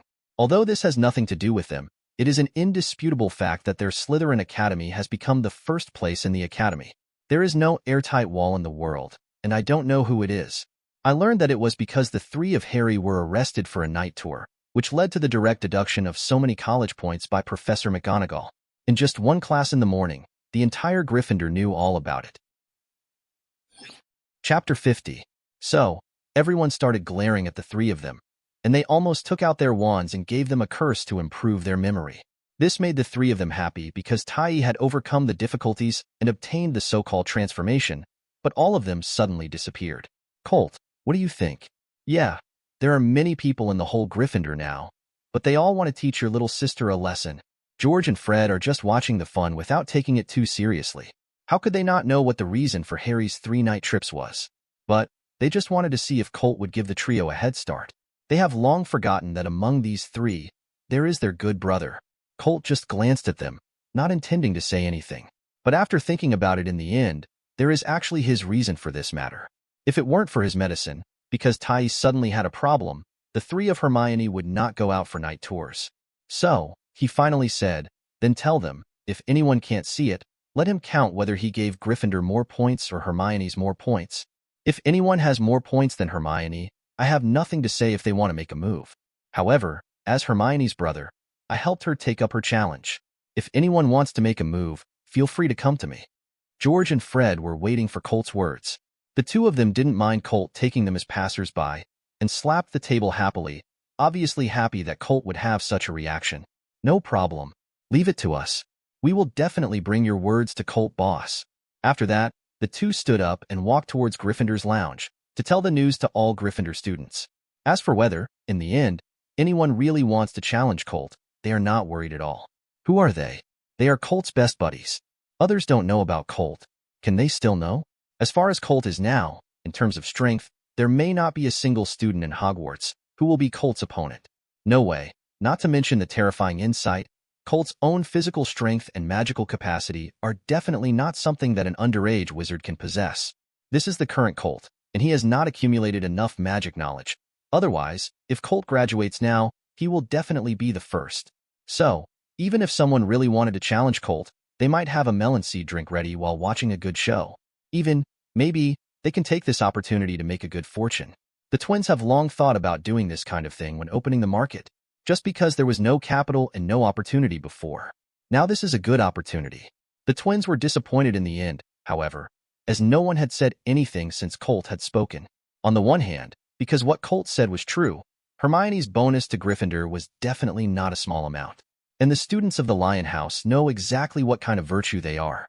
It's good to have no points deducted. There can be a few people who can add points to their own academies. They were indeed ashamed to continue their duties to Hermione. As for the other aspect, the lower grades must know that they will never be Colt's opponents, and naturally they can't go up to seek abuse. And the seniors have long passed the age of being competitive. Moreover, it is still a challenge to a third-year apprentice. No matter how thick-skinned they were, they would never be able to do such a thing. Besides, as far as Colt's fighting power is concerned, whether they can beat it is really a question. Really challenged, lost, and their faces were thrown into the sewers. And won? So what? It's not normal for the seniors to beat the juniors who win. This kind of thankless thing, few people are fools, will do it. Therefore, a storm disappeared completely after Colt spoke. However, a few days later, the confinement of the three Harry was also handed to them. At night, visit the Forbidden Forest with Hagrid. Colt was sure that if there was no Dumbledore's advice in this matter, he wouldn't believe it if he was killed. No matter what Dumbledore thought, Colt was definitely going to get involved this time. No way. This time it was because of him that Hermione and others were allowed to enter the Forbidden Forest. He must ensure the safety of the three of them. Just Hagrid, not so safe. Even if Colt could be sure that Dumbledore would definitely hide by then, he would never let the three of Harry have an accident. At least, it was absolutely impossible for Harry to have an accident. However, that was Dumbledore's business, and Colt would never be indifferent anyway, whether he did it or not. Before that, Colt has to do more preparations. First of all, it must be the one in Hermione's hand, the triggered defensive magic item, which was restored and activated by Colt. This is actually one of the drawbacks of modern alchemy.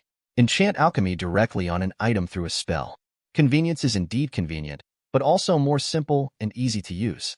But there are also many problems, just like the defensive magic item in Hermione's hand. After it is activated once, it can be said to be useless. No, it can't be said to be obsolete. It should be said to be used up. If you want to play the protective effect again, you can only re-enchant it. If this was a magic item made by ancient alchemy, there would not be such a problem. As long as the magic pattern on the magic item is not damaged, then it can be used all the time. The difference is that the advanced magic props can slowly absorb the magic power and store it as the energy for the next time the protection magic is activated. At the low end, it only needs the owner to input magic power into it and store it to continue to function. However, ancient alchemy is not so easy to learn. At least the current cult, not even Fur, can only be regarded as just getting started.